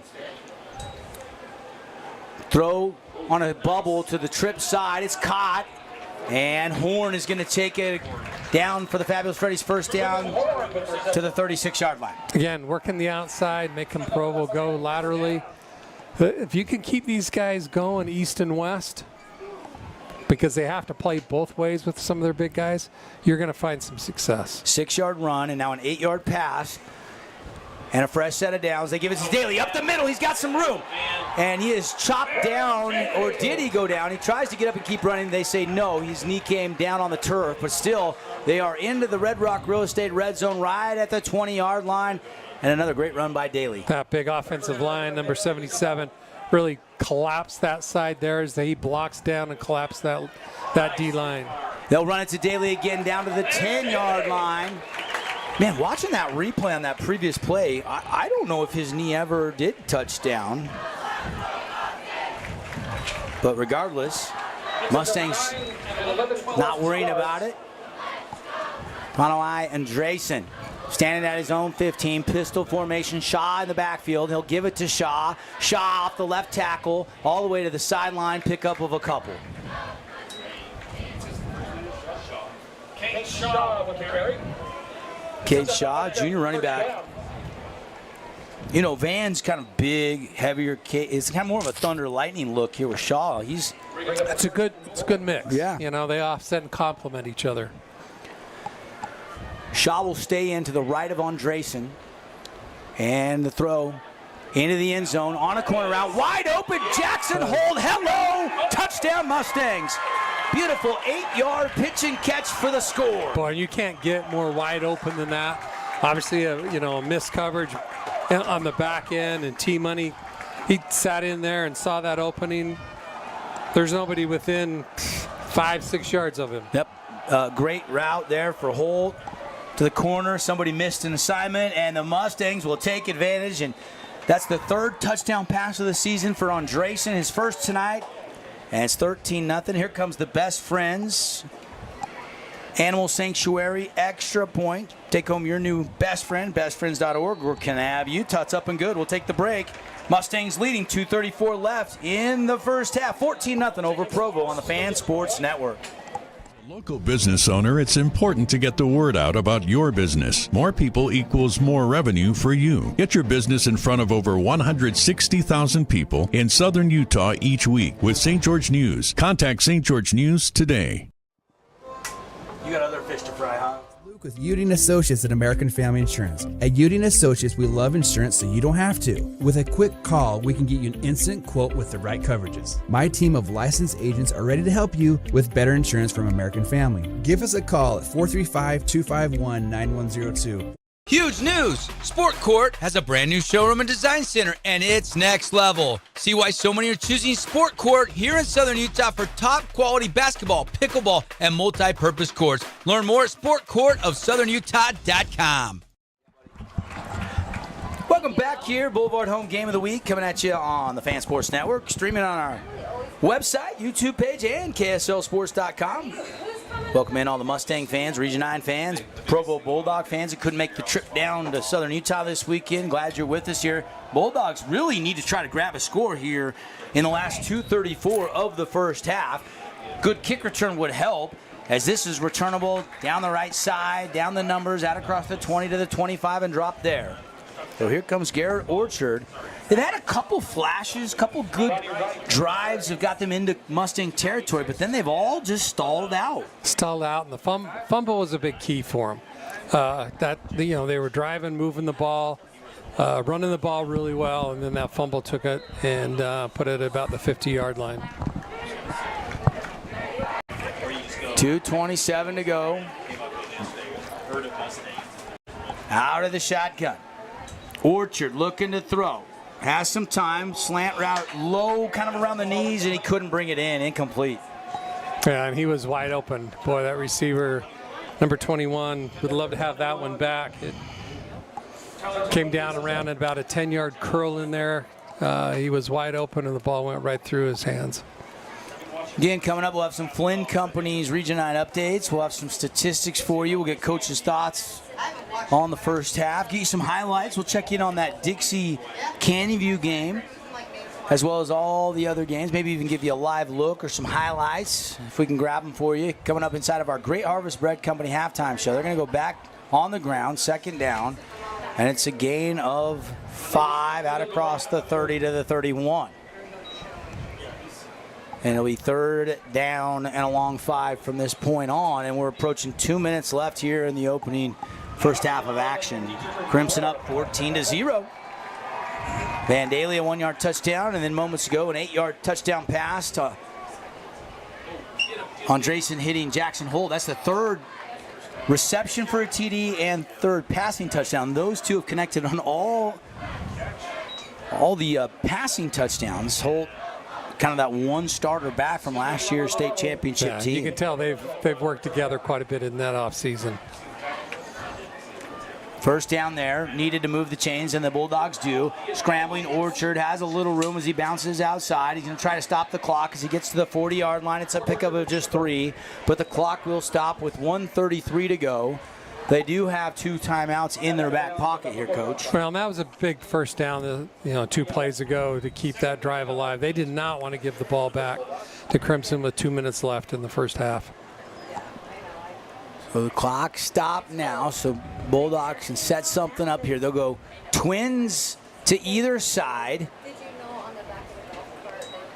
And Orchard's going to drop back, look to throw, pockets collapsing, still looking downfield. Now he's going to tuck and run, and he takes a shot by Ince. Nate Ince comes in with a dealer collision, big hit, a yard shy of the first down marker. Yeah, it was a big hit. He had some open area. Ince comes up, reads that, makes a big open field tackle. And there's a penalty. Here comes Joe Wright. It's a hold against the Bulldogs. That'll be from the spot, so we'll see where the mark-off ends up going back to. Looks like to the 30. Yeah, instead of 2nd and 1, now you're 2nd and 20. Yep. That's just a killer, Devin. Yep. A costly penalty here, and only a minute 23 left in the first half. Provo down 14-0, trying to get on the scoreboard. They need a couple big plays if they're going to do it. Looking to throw. Zing sidearm over the middle, caught on a post route. Beautiful catch by Ronnie Wright into Mustang territory. And there's the big play they needed. That's the big play they needed. Up over the middle linebacker had a beat on it, just misplayed the ball. Great catch and a first down. I mean, you can see both defenders. That was just a perfect throw. And Ronnie White made a great catch on that in traffic to get that first down. 1st and 10. They'll stop the clock to set the chains. Now they'll wind it under a minute to go. Orchard out of the shotgun, looking to throw again. And to the sticks, and he dropped it. Oh, man, might have heard footsteps there. Just couldn't bring it in. There's a couple drops tonight by Provo receivers. And a couple on this on this drive. And Crew, obviously one of your big-time receivers, you don't expect that from him. Wide open on that side of the sideline, enough for a first down. That's a big drop. I think Bryce Strickland might be cramping. He's back in the game, but he is down. Looks like he might be cramping. Injury timeout brought to you by Luke Udy, American Family Insurance. We'll step aside. Be right back. Findlay Subaru, we win for our customers. From the first handshake to you driving off the lot, our team runs the perfect game plan every time. Score your next Subaru at Findlay Subaru, 1453 Sunland Drive, on the saving side of the freeway. Create your own relaxing, comfortable space. Boulevard Home offers the guaranteed best prices on furniture, appliances, mattresses, and more. And buy with no interest financing. Shop Boulevard Home, because home is who we are. Hey St. George, this is Brian. I'm the new owner of your local Everbowl. Looking for a delicious, nutritious meal? Come to Everbowl. Our acai bowls are packed with superfoods to fuel your day. And it's where Region 9 sports fans fuel up. At Findlay Subaru, we win for our customers. From the first handshake to you driving off the lot, our team runs the perfect game plan every time. Score your next Subaru at Findlay Subaru, 1453 Sunland Drive, on the saving side of the freeway. Later on in the game, we'll be naming our Findlay Subaru star of the game, coming up inside the Great Harvest halftime show. Coach, we got a special guest, yes, a good friend of yours, a good friend of mine, and a guy that didn't stay retired very long, did he? No, he didn't. I lost my golf partner in a hurry. Yeah. Blaine Munkers is here, and he's going to stop by. We'll get his assessment of the first half and maybe get a little preview of the Utah Tech Trailblazers home opener against UC Davis next Friday night. He's the quarterback coach, helping out with Lance Anderson. And a quick Statue of Liberty as he faked the throw, and they hand it off to their star running back, who's had a really productive ground game in the first half. Yeah, he like I said, he is a load. He gets going north and south, and I'm telling you what, you do not bring him down with one guy. Malik Philomoatu has had, I bet he's closing in on 85, 90 yards in the first half. He's had some chunk plays. They're moving it down inside the 30. Pass is complete near the 25, but a flag does fly on the play. And I think they're going to get another holding call on Provo here. Yeah, the offensive line is not moving forward. And line judge will come over and talk with Joe Wright, our referee for tonight's football game. And here comes the call. We don't have him mic'd up tonight. Just 26 seconds left in the first half. Crimson on top, 14-0. And it's a hold, as you thought, Coach. Well, penalty and mistakes have really cost Provo in this first half. If you take those away, they've had some good drives, but penalties and mistakes have just killed them. Tonight's game brought to you by the City of St. George Recreation Department. You got till Sunday to sign up, Coach, for Spike Ball, City League Spike Ball. I see you playing that on the beach in California when you go down there. And junior jazz signups are now open. So you want to get your kids playing hoops this fall and winter. Junior jazz signups are open. Looking to throw Orchard. Now he's going to scramble, throw on the run, and incomplete. Just a little bit shy of his intended receiver. There's a Provo receiver down holding his knee, and it did not look good as he planted. It just collapsed, Devin. So there'll be a timeout, injury timeout. Let's just hope he's okay. All right, we'll take another quick break. Just 18 seconds left in the first half. We hope he's okay. We'll check on the injury when we return. Crimson leading 14-0 here in our Boulevard Home Game of the Week. Grass Creek Construction, they put their heart and integrity into every build. Their team is committed to delivering top-quality commercial projects that stand out. Integrity is their competitive edge. Building with passion, building with purpose, proud sponsor of local sports. Fabulous Freddy's is the locals' choice for a full-service car wash. It's fast. Have your car washed in just 20 minutes or less. Fabulous Freddy's always keeps it clean inside and out, with 2 Southern Utah locations as well as in Vegas, Lehigh, and Sandy. Nets on Fire is the place to hoop in Southern Utah. Elevate your game with group or individual training with elite coaching. Hustle to netsonfire.org to learn more and see why so many rising stars hoop at Nets. Nets on Fire, building champions on and off the court. Your child's sports journey starts with the City of St. George Recreation. From their first steps on the court or field to becoming a star player, our youth sports programs are here to develop talents and teamwork skills. So get out and play. Check out all the sports and get signed up at sgcityrec.org. From bold statements to subtle compliments, Wilkinson's House of Lighting will help you more fully enjoy all the different spaces in your home. Find us online at shopwilkinsons.com or come in and see what's new. 88 East, 1160 South, just off Main. This cheesesteak is so freshly grilled, you can still hear it sizzling. I can hear it too. Me too. Actually, it's the Hello? Cheesesteak? grill. Grilled right in front of you. It's a Jersey Mike's thing. From bold statements to subtle compliments, Wilkinson's House of Lighting will help you more fully enjoy all the different spaces in your home. Find us online at shopwilkinsons.com or come in and see what's new. 88 East, 1160 South, just off Main. So the receiver, Lavu, was not putting a lot of weight as he was helped off the field. They've already lost Griffin DiMartini, who went out in the first quarter and hasn't returned. We're told his helmet is off on the opposing sideline there for Provo. And now another receiver injured. And you add the fact that they got an illegal forward pass there is they said Orchard was past the line of scrimmage when he threw that football. So that's a loss of down, and they're backed up to their own 45. Yeah, like I said earlier, Devin, just mistakes have really hurt Provo's offense in the first half. From the 45, just 17 seconds left. Orchard rolling right, throwing on the run, jump ball. It's intercepted. Intercepted by the Mustangs. He cut in front of it, and that was a beautiful interception by Benson Hoffine, the senior. I think it was Hoffine, wasn't it, Coach? It was, yeah. Read the route, stayed deep on that backside there. Again, you know, you force a throw, bad things happen. And now Crimson, unfortunately, only has 11 seconds, but they do keep the first half shutout intact. And now here comes Andresen. We'll see how aggressive Coach Stokes wants to be with just 11 seconds to go, and they're going to have the ball inside their own 30 here. Up 14-0, defense looking good. Second takeaway of the game. They'll run it up the middle. A good little burst out across the 35. It's a pickup of 7. And they'll take a timeout and stop the clock, or they'll let it go. They'll let it go. They'll let it go. That'll do it for the first half. When we come back with the Mustangs leading 14-0 after a message from our sponsors, we'll get Coach Barry's thoughts on the first half. We'll get some scores from around the region, and we'll be joined by Coach Blaine Munkers, one of the most winning coaches I know. I mean, how many wins does he have, Coach? Can you add that high? Can you count that high? Do you know how many wins Coach has? I got to take my shoes and socks off and start doing and taking yours off and keep on going. All right, that'll be when we come back here. Mustangs up 14-0 at the break. Dr. Cody Johnson from Johnson Pediatric Dentistry. Just like any good sports team needs a game plan, your child's dental health needs one too. Call us or check us out online. Don't forget to ask for our new patient special. Johnson Pediatric. Check out this week's edition of TGIF on stgeorgenews.com. TGIF is your weekend adventure guide to all the fun and exciting things going on in Southern Utah this weekend. Find this week's edition at stgeorgenews.com and click the shows on the menu tab. Have a blast this weekend.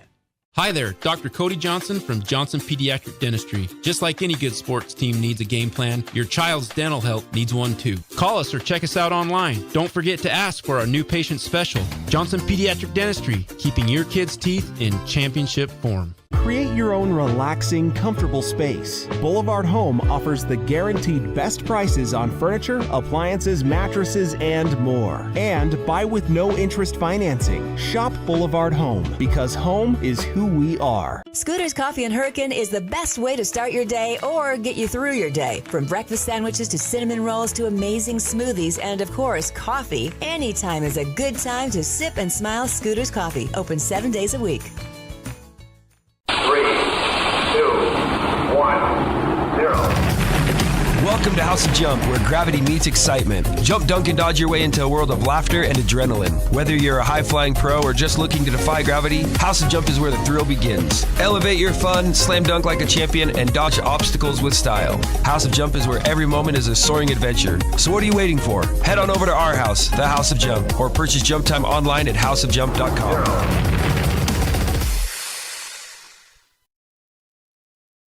At Grass Creek Construction, they put their heart and integrity into every build. Their team is committed to delivering top-quality commercial projects that stand out. Integrity is their competitive edge. Building with passion, building with purpose, proud sponsor of local sports. Create your own relaxing, comfortable space. Boulevard Home offers the guaranteed best prices on furniture, appliances, mattresses, and more. And buy with no interest financing. Shop Boulevard Home, because home is who we are. You could wander around a warehouse store forever and never find the one thing that could make all the difference. A helpful face? Now that's something to consider. Everything your local Bucks A stands for is written on our faces. Welcoming, neighborly, knowledgeable. When you're in need of a helpful face, visit one of our 3 Southern Utah locations. Hey, it's Luke with Udine Associates at American Family Insurance. At Udine Associates, we love insurance so you don't have to. With a quick call, we can get you an instant quote with the right coverages. My team of licensed agents are ready to help you with better insurance from American Family. Give us a call at 435-251-9102.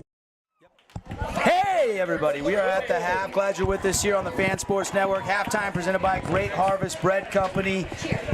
Delicious breakfast, their delicious fresh-made bread. Go stop by, grab a loaf or two. Devin Dixon, Rick Barry, and now joined by Blaine Munkers here in the Grass Creek Construction broadcast booth. And Coach Munkers, let's bring you in here and want to get your thoughts on this first half. What's it like not having a headset on the sideline of the high school game this year? It's nice to be up here, nice to watch a game, and just sit on the sideline and watch Andy and Wayne coach. So yeah, it's kind of fun being up here. Did I see you on any Coldplay Kiss cams this summer? I know you were out and about at some concerts. Yeah, Kim's a concert goer, and she drags me along with her. But yeah, don't let him fool you. He's up there front row going crazy.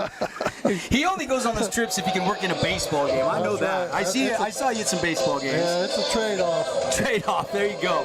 Now you didn't stay retired. You guys were both at Dixie. You know, you'd had a couple stints together, but you guys kind of both decided to retire. Rick's still in retirement. Now he's in the broadcast booth, and you're over Utah Tech coaching the quarterbacks. What in the heck? Yeah, I'm just helping out over there with the quarterbacks. I know offensive coordinator Greg Stevens for a long time. When I was at Fremont, he was at Utah State, so he wondered if I wanted to come over and help in the spring, and so I went over and helped a little bit, but then they wanted me to come back in the fall, so I was happy to do it, and it's been a good time. I had a lot of fun with it, and I'm not doing a whole lot, but I'm just giving a little input here and there, but it's fun to be over there. Of course, I want to ask you about, you got 2 former Flyers that you know pretty well that are fighting for QB1 there. Reggie Graff, who did a great job running the ball, a dual threat guy, and then Bronson Barbin, who started 4 games last year, and then they shut him down with an injury. And then there's 2 other quarterbacks right there pushing those 2 guys. Yeah, it's a great quarterback room. I mean, those kids are all fun. They're all great kids. They go head-to-head every day. The other 2 are Deacon Hill, who started the season last year and then broke his thumb. And then Skylar Castle from Washington does a great job. He's come a long way since the spring, so it's a fun room, and it's fun to be with Reggie and Bronson again and coach those guys. So it's just a fun time for me right now. Of course, we'll have Trailblazer football starting next Saturday. It's an 8 o'clock kickoff, home opener, season opener against UC Davis. You guys feel like you're getting ready? I know there's a lot to do between now and next Saturday. Yeah, there's still a lot to do. I mean, they play Mercer tonight, so they get started at 5 o'clock. I haven't checked the score. Or tomorrow. But anyway, they'll get a game underneath their belt, which is probably it's a double-edged sword. They'll have that first game jitters out of the way and have their season started, but at the same time, we'll be able to see what they do. We'll be able to see them in a live game to see what they're doing offensively and defensively. So, but I know the kids are excited to have a game, and they've had a lot of practice against each other, so I think they're ready to go against somebody else. So, should be an exciting time. I think come out and watch the game. I think we're looking pretty good right now, and they're they're ranked in the top 5 or 6 in the nation, in the country, in FCS. So, it should be a good task for us. Coach is pretty high on T. Andresen in that first half. What did you see? I mean, this junior quarterback, his first start against Lone Peak on the road last week. Nice little touchdown pass on a wide open play to Jackson Holt. What did you make of the junior quarterback? Yeah, he's directing the show out there and doing a good job. Not trying to do too much, but doing enough to get the job done. And, it's typical Crimson football. I mean, they're able to do those little things, like they get the ball back with about 3 minutes to go in the half and go down, march down, score a touchdown, and then end up getting a stop right before before the half. So that's when you win football games, is when you execute like that at those times when you need to.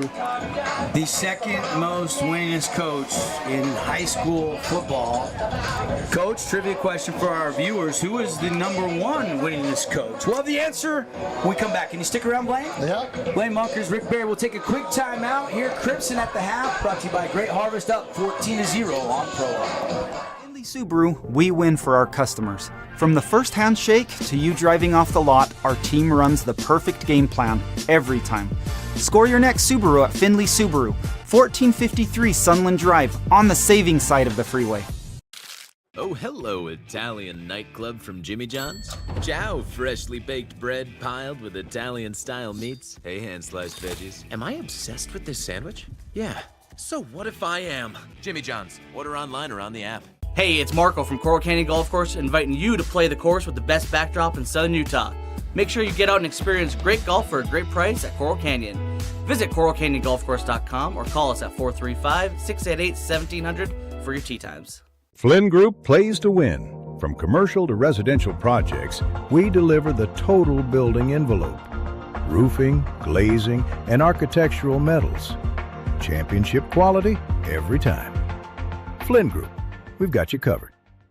Hey St. George, this is Brian. I'm the new owner of your local Everbowl. Looking for a delicious, nutritious meal? Come to Everbowl. Our acai bowls are packed with superfoods to fuel your day. And it's where Region 9 sports fans fuel up. Red Rock Real Estate has over 350 professional realtors in the St. George area that specialize in the local market. Whether you're buying your dream home, looking for an investment property, or want to sell your home for the highest amount, the Red Rock Real Estate team is here to assist you. Get started now. Visit redrockrealestate.com. This cheesesteak is so freshly grilled, you can still hear it sizzling. I can hear it too. Me too. Actually, it's the Hello? Cheesesteak? grill. Grilled right in front of you. It's a Jersey Mike's thing.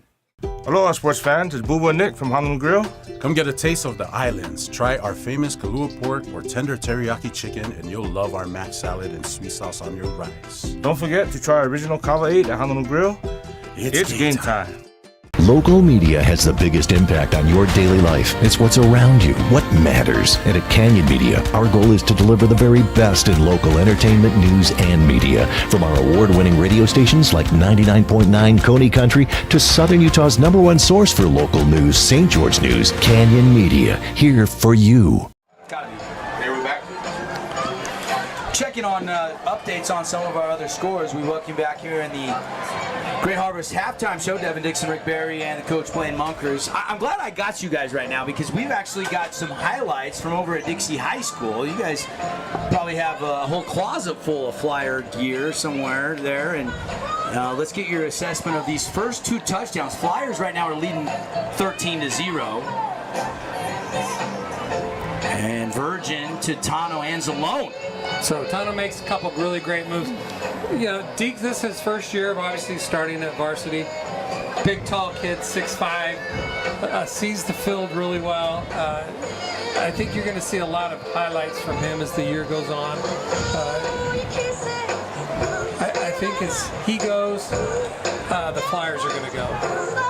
Here's the other one. Nice play there. And Coach, what did you see on that throw? Pretty good catch there. Yeah, that was a nice catch. Good throw by Deacon. Like Coach said, his first year as a starter, so he'll just get better and better. And one thing about Deacon, he just works really hard. There's nothing he won't do to get better. And I know he goes to a lot of camps and works on his own. I know he's put on a little weight in the weight room, and he just needs to keep working hard there. And he's going to be a good high school quarterback. Yeah, I think a lot of people are going to look at his frame and go, wait till he gets developed fully, and he's going to be 6'4", 6'5", maybe 210, 220. He's going to be a great size and strength-wise to play next level college football because both his parents are really tall. Yeah, he puts that weight on. It's going to make a big difference on that frame. Some good quarterbacks to watch. I mean, we saw T. Andresen have a good first half year. We saw Parker Olson, Snow Canyon, have a great debut last week against Spanish Fork. They're beating Shadow Ridge right now. Of course, Shaw's going to put up big numbers this year. He had 417 yards passing, and boy, oh boy, a big first half. But they are losing right now. I'm a little bit surprised. It's 31-7. Cedar got a field goal to end the half. Cedar at home is taking it to Pineview right now. Okay, Blaine will say the same thing. When you play at Cedar, Cedar's 14 points better at home than they are on the road. Yeah, hands down. Agree. Yeah. I don't know what it is. They just play really tough at home, and they got a good bunch of kids this year. We have at least one guy on our team over at Utah Tech from Cedar played old line for them, and they're tough kids. They're tough kids. They work hard, and you're going to get the most out of them week in and week out. So congratulations to Cedar. Some other scores brought to you by Flynn Companies. Cedar just got an 80-yarder, and so they're up 31-7. How about this? 30-3, Harriman is beating Desert Hills up in Harriman tonight. Yeah, it's tough to jump up 2 classifications, especially on the road.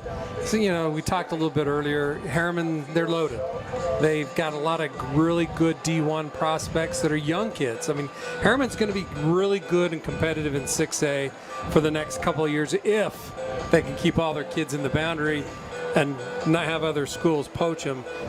They've got 4 or 5 kids already have offers that are young kids. So very talented team, and it's tough to go on the road and play that. Their coach does a great job too there at Harriman. Matt was at Kearns when I was at Murray, and he spent a long time at Kearns, and he does a great job coaching and they got Wilson along with him. Wilson's been there forever. Oh, that's right. That's a good tandem. Yeah, so they got a good thing going there at Harriman. It's like Coach Barry said, just got to keep the kids there. I bet Wilson's getting in there and doing some one-offs and still repping. Sure he is. I've always told people this, if they've never met Larry Wilson, if you look in the dictionary and say, what is a football coach? There will be a picture of Wilts. Well, I'm looking at 2 pretty good football coaches. That's high praise coming from you guys, so love to hear that. We're at the half here, 14-0, Crimson leading. Just got you some highlights. Dixie's ahead. Pineview's trailing. Snow Canyon is up 21-7 at the half on Shadow Ridge right now, so they're looking good. And then, of course, Desert Hills, we mentioned, down 30-3.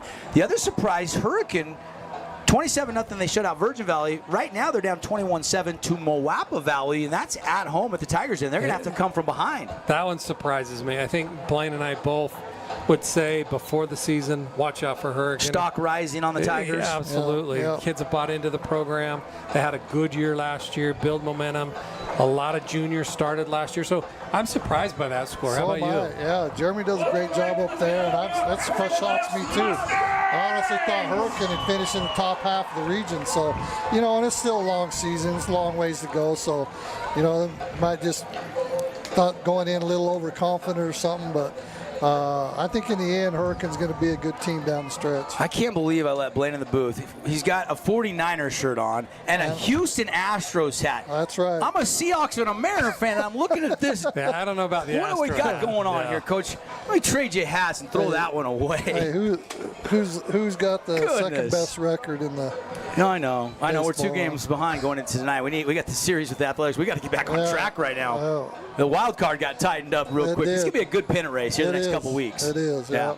Blaine Bunkers, everybody. We got to take a break. When we come back, second half, Crimson and Provo, and the Mustangs are up 14-0. This has been the Great Harvest Company halftime report. Oh, hello, Italian nightclub from Jimmy John's. Ciao, freshly baked bread piled with Italian-style meats. Hey, hand-sliced veggies. Am I obsessed with this sandwich? Yeah. So what if I am? Jimmy John's. Order online or on the app.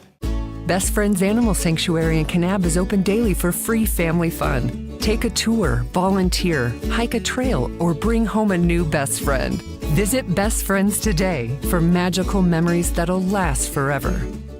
Huge news! Sport Court has a brand new showroom and design center, and it's next level. See why so many are choosing Sport Court here in Southern Utah for top quality basketball, pickleball, and multi-purpose courts. Learn more at sportcourtofsouthernutah.com. Did you know that St. George News has a new app? Download the St. George News app today and stay up to date on everything happening in Southern Utah. Get instant notifications on news, weather, sports, and more. Download the app today and get your local news now. Hey, it's Marco from Coral Canyon Golf Course inviting you to play the course with the best backdrop in Southern Utah. Make sure you get out and experience great golf for a great price at Coral Canyon. Visit coralcanyongolfcourse.com or call us at 435-688-1700 for your tee times. Hey, it's Sheldon Demke. Check out the latest episode of What's on the Menu, a behind-the-scenes tour of local restaurants. We'll see some of their favorite dishes and get an inside look on how these dishes are prepared. Check out this week's episode at stgeorgenews.com and click the shows on the menu tab. To us, pizza the way it ought to be isn't just our slogan. It's our promise and our passion to give you the best dining experience and the best tasting pizza you expect. For over 40 years, we've been making pizza the way it ought to be, handmade with the freshest and finest ingredients. Our dough is made fresh daily, and we use 100% whole milk mozzarella cheese and toppings to the edge. There's pizza, and then there's Mountain Mike's Pizza. Pizza the way it ought to be. Need an appliance or two? AWP's got you. Check out the remodeled expansive showroom, highlighting the cafe series with colors like matte black, matte white, and modern glass. Make your kitchen stand out. Come see the local boys at AWP across the freeway from the Bloomington Walmart. Hey, welcome back, everybody, here on the Fan Sports Network. And glad you're with us. Appreciate Flint Companies for bringing you some of the Region 9 scores. Great coach's comments from Blaine Munkers. We'll see him in Utah Tech going live next Saturday night. You can hear that game right here on the Fan Sports Network. And Coach, let's talk some second half adjustments for just a second. And second half adjustments tonight brought to you by Bucks Ace Hardware. Think Bucks for all your hardware needs. Well, I think on the Provo side, you're going to go in and say, listen, mistakes. Yeah. That's killed us the first half. We've had way too many penalties.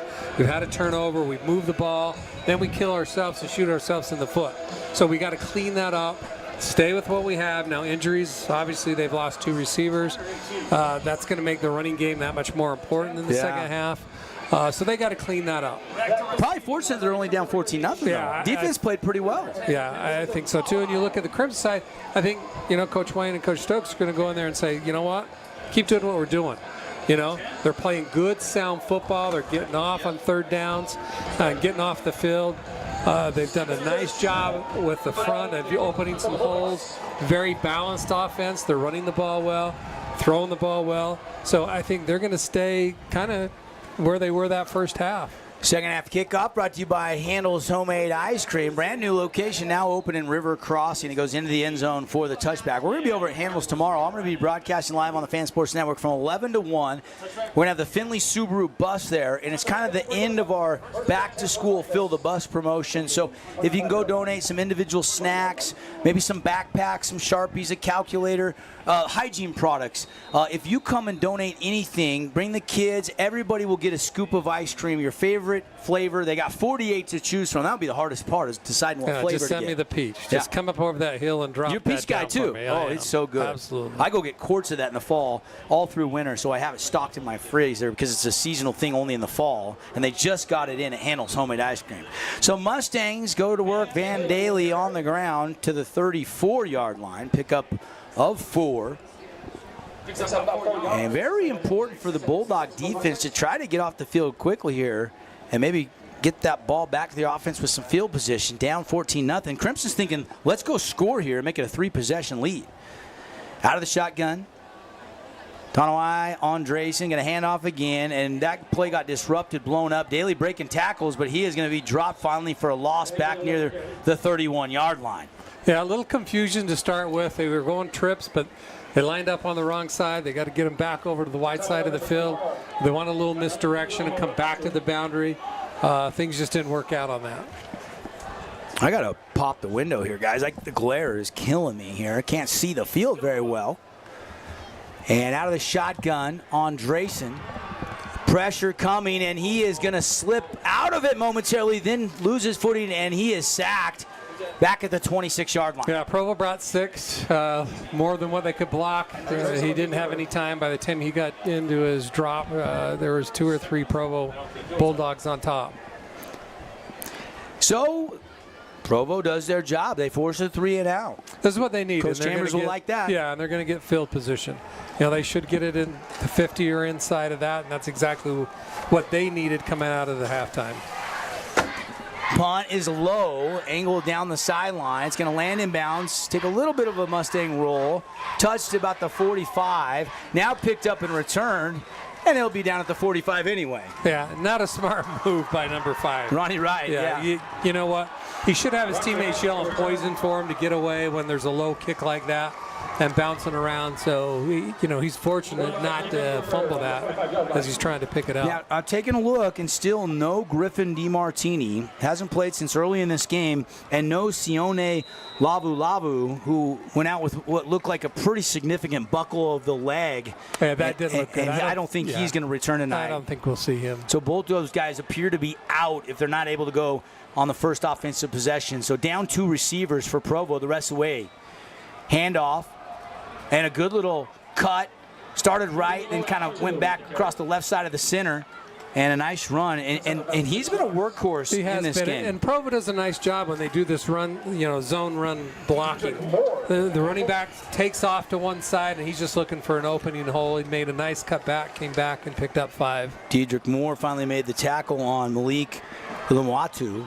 And Filamuatu again going to take it out to the 42-yard line, and that's a fabulous Freddy's first down. If you need car wash, got a little bit of rain last night around southern Utah. If you got a little rain, need a car wash, head on over to Fabulous Freddy's. Open 7 days a week. Best full-service car wash in town. They'll wipe your car down, dry it. They got pick any 2 detail services for just $99. That's a limited special going on at Fabulous Freddy's. They're going to run it again, and Malik Filamuatu is going to take it for again at 2. Not much there. Pretty well defended. Again, Moore and company right there in the heart of the defense. Pretty good linebacker core. You know backers, you know defense, Coach, but I've been impressed with Strickland and Ince and Moore. Those 3 backers have done a pretty nice job. They're very well disciplined, and that's where Coach Wayne does such a great job with his defense on that, is those guys know where they're supposed to be and they get there. They'll fake the run, throw a little receiver delayed screen almost, and Ronnie Wright catches it, turns it up the sideline, and gets it down to the 32-yard line. That's close to a first down, a pickup of 8, maybe 9, and that's enough for a first down. They'll move the chains. Yeah, great move there. Takes it inside fake, goes to the outside, makes a corner miss, and picks up a first down. Haven't talked a lot about Orchard, but he's very fluid in the backfield. He has good footwork. You can see he's an experienced quarterback for the Bulldogs. Yeah, last year he had a great year, and I think you're going to see him, especially in region play, really build upon what they did last year with him. Yeah, Spanish Fork lost so many seniors. Provo picked to win the region again in Region 8. Now Orchard's going to tuck, run, give himself up, and he'll take it down inside the 27-yard line, and a pickup of 5. It'll be a nice little scamper, but he didn't want to take a hit, but he knows it's just week 2. It's a long season ahead. Yeah, it's a long season. These preseason games are to get your rhythm, kind of feel for what you need to do. It's a smart play by him. 7:59 left to go in the third quarter on our Nets on Fire clock. 14-0 on our Wilkinson's House of Lighting scoreboard here on the Fan Sports Network. Devin Dixon, Rick Barry, and we got flags flying, no play. They'll blow this dead. Probably a good thing Major Stokes was coming. Major was coming. They were pulling both the tackle and the guard on that. Obviously, you have a choice. When you see a block down, if you're a DN and that tackle blocks down or pulls, you're either crashing or you're going to surf. And he was crashing on that. With his length and speed, they're going to crash him the majority of the time. Bulldogs really need to find a way to sustain this drive and get some points. Down 14-0. Plenty of games still to go. Not even halfway through quarter number 3. But this is where Crimson's kind of tightened up all night long. Provo has yet to be in the Mustang red zone. We'll see if they can get in it here. They'll run off left tackle inside the 30. And again, Filamuatu with the run.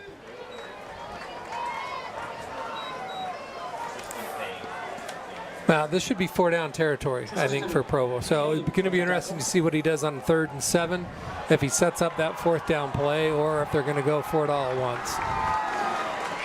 They'll break the huddle with twins to either side.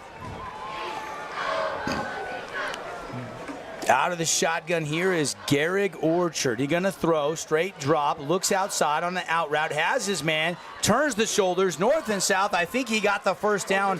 He stayed in bounds. It's a pickup of about 10, maybe 11.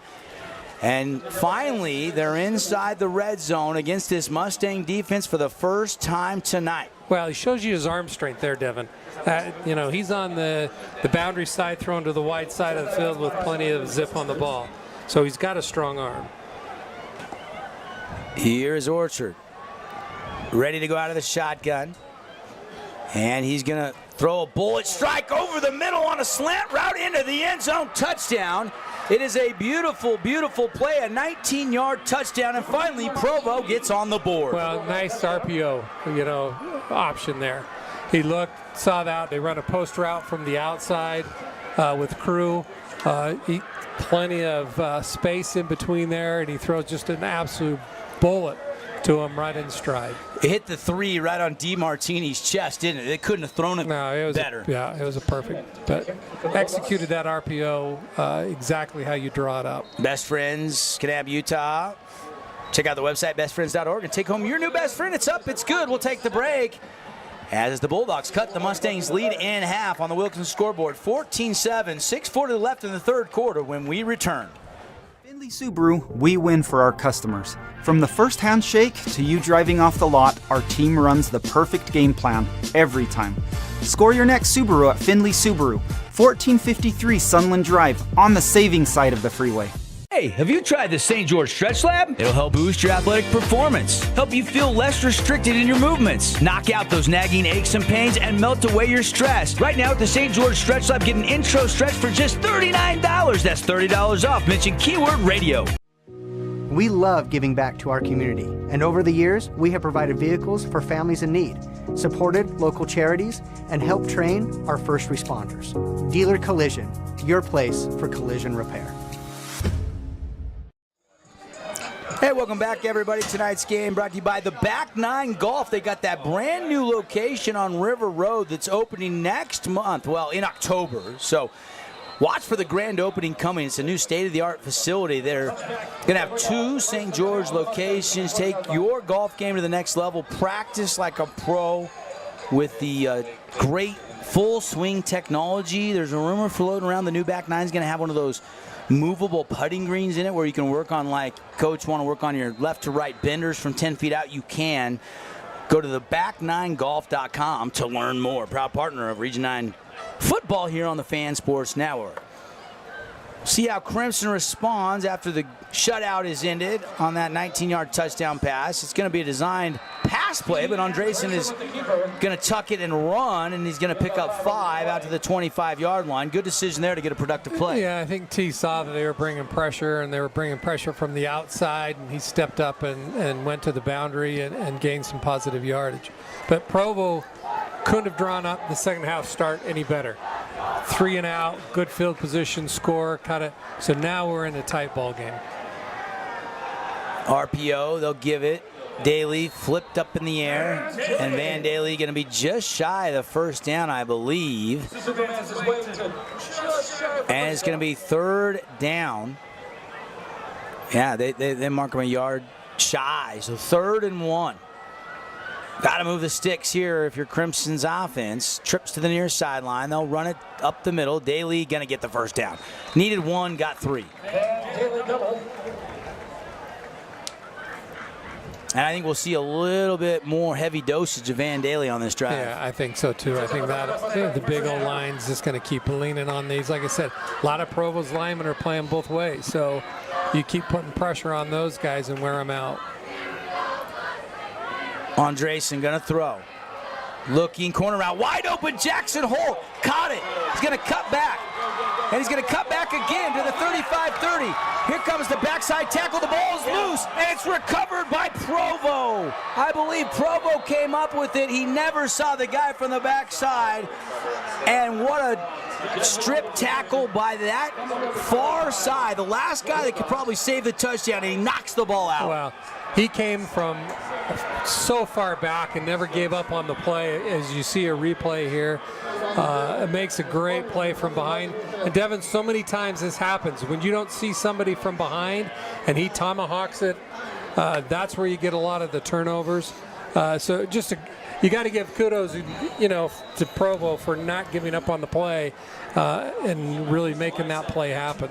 And Horn was in the area there, the other Crimson receiver, but it was Provo that pounced on that loose fumble, and that is a momentum-changing play. Now, they do flip the field here after the big catch and fumble by Jackson Holt, but now After scoring some points, the offense can go to work. They'll start this drive from their own 15. It's a flip option double pass.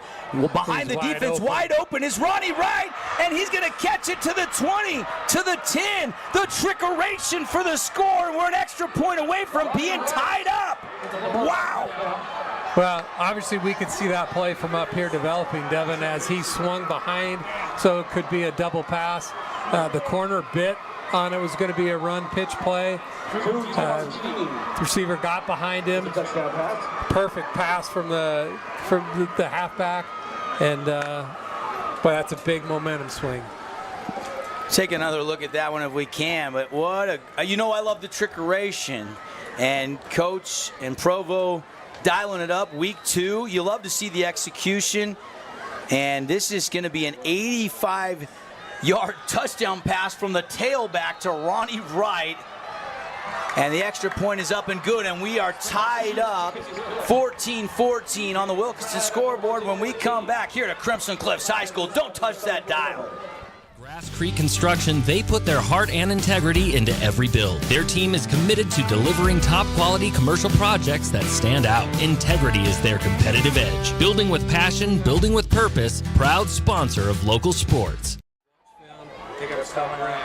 They're going to, as soon as you see that pitch, they're going to come flying. Do you think so? I said, trust me. Appliance or two, AWP's got you. Check out the remodeled expansive showroom, highlighting the cafe series with colors like matte black, matte white, and modern glass. Make your kitchen stand out. Come see the local boys at AWP across the freeway from the Bloomington Walmart. Hey, welcome back, everybody. Later on tonight in our post-game show, we're going to pick the Appliance Wholesalers Plus Playmaker Play of the Game. If Provo wins it, that sequence right there, here in the second half, the strip fumble and then the trick play touchdown in 2 plays, one on defense, one on offense, and we're tied up. Yeah, the momentum swung really, though, Devin. I go back to the 3 and out from the kickoff because that got him the field position, got a little bit of confidence going. And you can see a whole different Provo team right now. High kick bounces up, and now returnable down the sideline. Good return here by Hoffines. Took it from about the 14-yard line all the way out to the 48-yard line. Big-time return there, and Crimson's going to have great field position here. Yeah, he got in the open field. You can see his speed. He's pulling away from some people. 4:54 left on the third quarter clock. Deadlocked, haven't settled anything. Tied 14 apiece. T. Andresen gonna hand off. Van Daly slithered through. He's got a crease down the sideline. He's to the 20, cuts back. He's to the 10, 5, and big plays keep coming. Mustangs retake the lead. It's the best way to answer is to do just what you did there. My, oh my, Van Daly, the sprinter van rolling down the sideline, and that is a 52-yard touchdown run, and he's over the century mark for the second week in a row. Great job by the O-line. You got to give those guys credit. Got that crease in there, came back and made it about the 15-yard line, made a great cut back as they had 3 guys in pursuit. Just a great run right there. 4:41 in the third, and we were, the first quarter was 0-0. We didn't have a score until 9 minutes into this game in the second quarter. Now, all of a sudden, here in the second half, we're starting to see some exciting, big, explosive plays. And here comes the best friends, Kanab, Utah. Extra point. Take home your new best friend, cats, dogs. They even have horses and snakes and a lot of rabbits. I mean, you think about that animal sanctuary, thousands of acres up there. They have it all. So if you're looking to adopt a pet, check out bestfriends.org. Rick's got 6 cats and 2 rabbits, all from Best Friends. I'm kidding. There is a penalty. You can hear Joe Wright. We saw this last week. Is that for spiking the ball? We talked about it. Yeah. Celebration after. They didn't call it last week. On the pick 6. Yeah, he did the flip in the end zone. They didn't call it. Let him play. Let him celebrate. I think Van just kind of spiked it, didn't he? I didn't see what he did. I think he spiked it. Those are big penalties. And as coaches, you always tell your players, act like you've done it before. Don't penalize your team. See, I'm of the theory, let him enjoy the moment. But Why do they think the NFL is called the No Fun League? Let them enjoy it. But you know what? The rules here say you can't. Well, I don't think anybody's showing up an opponent by spiking a football. Now, if you spike it at their face or their feet, I get it. But he was celebrating with teammates and just spiking it. And we don't know even if that's what it was. It could be players coming down too far down the sideline as he's going in. And I think that's probably Let's take another look. Here's this touchdown run again. It's an incredible run. You mentioned the blocking. And let's watch the end as he scores from 52 out. See where's the excitement? Where? Right here, he spikes it. Now this right is here. No. He points and then he spikes the ball. This possibly could be the reason too. Is they had the sideline. They had a number of kids go down past where they're allowed to be. Out of the box. Yeah, out of the box. There was probably about 10 kids down there to celebrate. It's an exciting play. Not a fan. Not a fan of the. Let them celebrate, Coach. I agree, but guess what? They called it. They called and you got to play. And you got to adjust. Penalize you. So you got to live by those rules, whether you like them or you don't like them. And I'm with you. I think sometimes too much letter of the law. However, this is a teaching moment now for Crimson. Yeah, because they're going to have to kick off from their own 25. Yeah, this is going to give Provo great field position. They'll squib it, returnable inside the 20, across the 30, 35, and out near the 38-yard line. So, yeah, probably the best starting field position they've had all day. Yeah, almost 20 yards that cost them. But Crimson has retaken the lead. Van Daly's second touchdown of the night.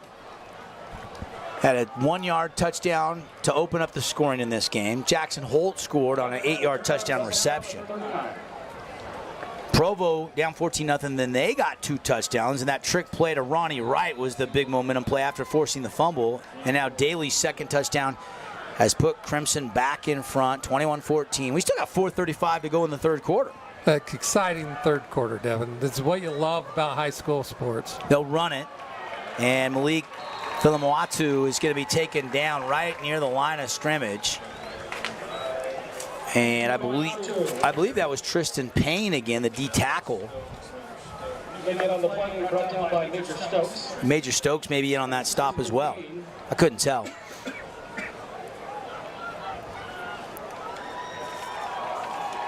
You look at the statistics last week defensively. But we'll get that after this play. Provo going to be 2nd down and 10. And it's a screen, and it's an RPO screen to Ronnie Wright. He sticks his foot in the dirt. He's got a little room to the 40, down to the 35-30, and driven out of bounds. Big play again. You're playing Lone Peak, but Diedrich Moore had 4 tackles. Benson had 5. Gibb had 6. Hoffines had 4. Langston 4. Bryce Strickland had 7 to lead the way. Those are some guys that had a pretty good game last week and that lost to Lone Peak. Be interesting to see who leads them in tackles at the end of this game. Here's a replay on that RPO screen pass. Yeah, and I want to go back to that really quick, Devin. Great read from Provo. They saw 11 coming from his safety's position onto a blitz and left that corner out on an island. And QB read it, and all you got to do is have one guy make a block, and you're off and running. So good job by Provo of reading the blitz that's coming from the outside. 2nd down and 10. They did run it while we were showing that replay for a gain of 3. So, 2nd down and 7, And again, Provo taking a shot. Orchard airing it up, one-on-one, into the end zone, deflected, batted down. Good pass breakup over there by Hoffines. Benson Hoffine, the senior. Yeah, great position there. You know, he gave up the long one before. He made sure he was not going to get beat deep. He did what we call a cutoff move on that, and he was in great position to make the play. Yeah, you start naming guys, and Strickland played, and Jackson Holt played, and Benson played a little bit, but most of these guys are first-year starters because of all those 43 seniors that Coach Wayne Olofipo had last year on this roster, as they are your defending 2-time state champs. Another run up the middle and tackled by Moore. He's been busy in the tackle department from a safety position. It'll be 4th down, though. 4th and 3. They get a little chunk there to make it doable. They're going to change some personnel, maybe bring in some heavy package here, Coach. Yeah, bringing in some of the bigger guys back in that have been resting since they've been two-way players. So this is a big play for both sides of the ball. They're going to kick They're bringing the field goal. That's why the personnel is coming in. To be honest, I'm surprised, Devin. So they'll try to cut into the lead and make it 21-17. This is going to be about a 37-yard attempt. The snap and hold her down. The kick is shanked low. It's no good. A flag down, though, on the play. If this is on Crimson. It's a good thing a whistle blew. Was it a delay? If it's against Crimson, it's automatic first down. If they jumped in the neutral zone, offsides on Crimson. And that's going to give them a fresh set of downs. That's a huge mistake. Coach Wayne and Coach Stokes not happy about that mistake by the defense. Now that just gives Provo life. And again, I was surprised even they were going for a field goal. The way the game's gone, 4th and 3, you got a big back. You've done very well on the slip screens. I would have gone for it on that. Instead, though, the penalty, and now Provo can try to tie this up with a score here. RPO, a pass outside, cutting down inside the 5. Pretty good RPO pass again. This RPO pass is as crisp as I've seen it this early in the season. And you know what? Those are very tough to defend. He fakes the ball inside to their big running back, pulls it, looks like he's going to run it.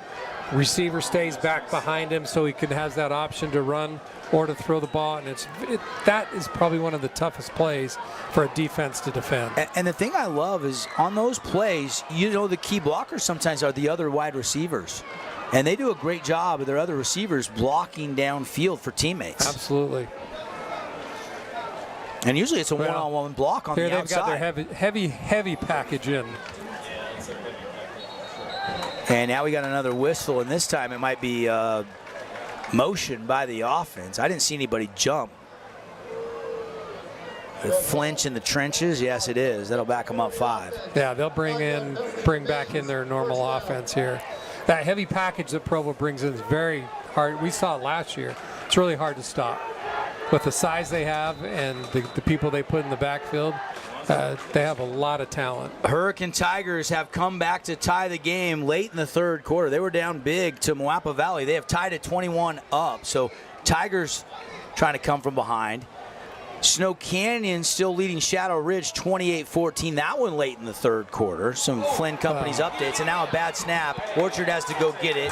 Major Stokes dives on Orchard, and that's going to be a loss back outside the 25-yard line. Huge loss on the play. Huge loss there. I mean, and again, it comes back to what we were talking about at halftime. You've got to eliminate these kind of mistakes.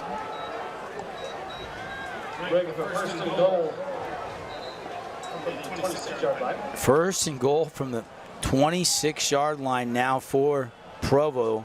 Kind of shooting themselves in the foot after getting that penalty and the new set of downs. Yeah, they are. And you know what? When you're 1st and 26, you got to just pick it apart. You can't go for the whole 26 yards here. So it'll be 4 downs again, territory, and just pick up 5-6 yards at a crack. And pass on it looked like a little slant route, incomplete, trying to find DeMartini. It's kind of DeMartini and Wright, the 2 weapons now with a couple injuries to the wide receivers of Provo. Yeah, and he was open on that, a little bit of pressure. He rushed that. Haven't seen that from him tonight. He got a little bit of happy feet on that one, and it created that ball to sell on him. Crimson defense, you saw Major Stokes there. You saw a couple other players trying to get the crowd going a little bit. I saw Tyler Gibb kind of giving the crowd, let's make some noise. Here we go, 3rd down and goal. Orchard setting up a screen. It's caught. And down inside the 15 goes Malik Philomoatu. And they'll get a chunk back, but now 4th and goal. And do you bring the field goal unit on again? Yeah, at this point you have to. I would have liked to seen that play right after the penalty. Because they would have been bringing a little bit of pressure, pick up a chunk of yardage there. Then it's manageable when you're in 3rd and goal from the 8 or 9 yard line. Will be a little shorter field goal attempt, 30-yarder here. Provo trying to cut into the 21-14 lead of the Mustangs. Kick a lot better foot into this one. It's up, it's plenty long, and it is good. 30-yard field goal for Provo, and it's 21-17. When we come back here on the Fan Sports Network, our Boulevard Home Game of the Week. Bold statements to subtle compliments, Wilkinson's House of Lighting will help you more fully enjoy all the different spaces in your home. Find us online at shopwilkinsons.com or come in and see what's new. 88 East, 1160 South, just off Main. Flynn Group plays to win. From commercial to residential projects, we deliver the total building envelope. Roofing, glazing, and architectural metals. Championship quality every time. Flynn Group, we've got you covered. Welcome to the Back Nine. We bring the world's best courses to you. Elevate your game at any time with 24/7 access to top-tier golf technology and expert PGA instructors available. Back Nine Golf is a place to improve your swing for all ages. Join us today. Looking for a great lunch and great value with endless options for everyone? Then hurry over to Mountain Mike's Pizza for our all-you-can-eat lunch buffet. Mountain Mike's Weekday Lunch Buffet. It's lunch and salad bar the way it ought to be. You could wander around a warehouse store forever and never find the one thing that could make all the difference. A helpful face? Now that's something to consider. Everything your local Bucks A stands for is written on our faces. Welcoming, neighborly, knowledgeable. When you're in need of a helpful face, visit one of our 3 Southern Utah locations. My guy Rob up in the booth playing some Bieber for the Stang Gang. We start the fourth quarter, 21-17. And coming up, we're done. We'll put a bow on this inside our Johnson Pediatric Dentistry postgame show. We got a bunch of awards. Coach is in charge of all the awards tonight. He's going to hand out the Appliance Wholesalers Plus Playmaker Play of the Game, the Jersey Mike Sub of the Game, as well as the Findlay Subaru Star of the Game. That's too much pressure. Nah, you Way got too much pressure on me. Yeah, this is a lot easier than calling a defense, Coach. No. Really? No. I'll let you go, Co, if you're having a tough time deciding. I've went a trio of stars of the game before. And a returnable kick. Here we go. Got a big lane on that left side. Out across the 35, driven out of bounds. And Hoffine is going to have pretty good return and good field position here for the Mustangs. They lead by 4 with the ball. Well, and this is why, I talked about a kicker before. If you've got a kicker that has the leg that can put it in the end zone, it eliminates things like this. Gives Crimson great field position and a little bit of momentum. So here comes on a Y, Andresen, the junior quarterback. RPO give to Van Daly. He's got a burst. Breaks the first would-be tackler, gets second level, and picks up 9, just shy of the fabulous Freddie's first down. I like the way he hits the hole hard. He's running full speed in 2 steps, Coach. Yeah, I do too. And I love that the O-line is opening these holes for him. You notice Provo's got a lot of second-team guys in at their D-line. When you got some of those big kids that are going both ways in the heat and kids cramping, got different things, you've got to give those kids some rest. Crimson O-line is really doing a nice job in this second half. We'll take a look around some of our scores around the region right now. While we've got to mention a moment ago, Hurricane was down by 14. They have came fighting back. They have tied that game up 21-21 against Moapa Valley. That's not a surprise really to some that they've tied the game. Maybe a little bit of surprise that Hurricane trailed as big as they did. I think that more than anything, and probably they went into it thinking we just got to go through the motions. We beat them big last year, and they found out they were a little bit of a dogfight. Desert Hills down 37-3 up at Harriman right now. They're having trouble moving the ball tonight. Pineview's fighting back, but they're still down 2 possessions. It's 37-22. That game is in the start of the fourth quarter right now.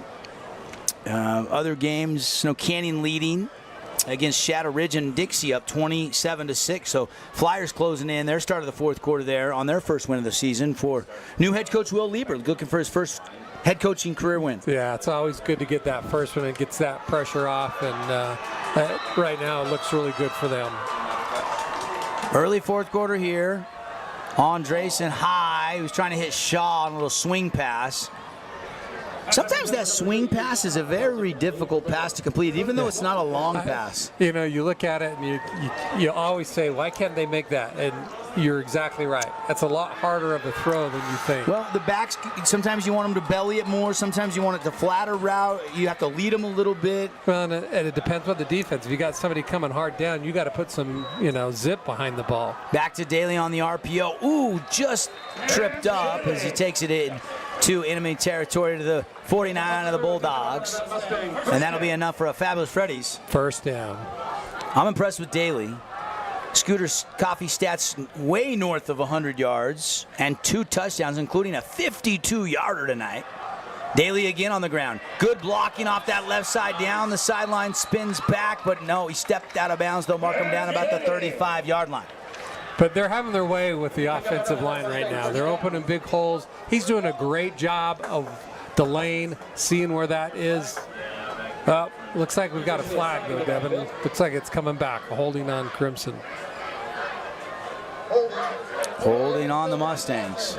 Here I give them props, and they got a holding call.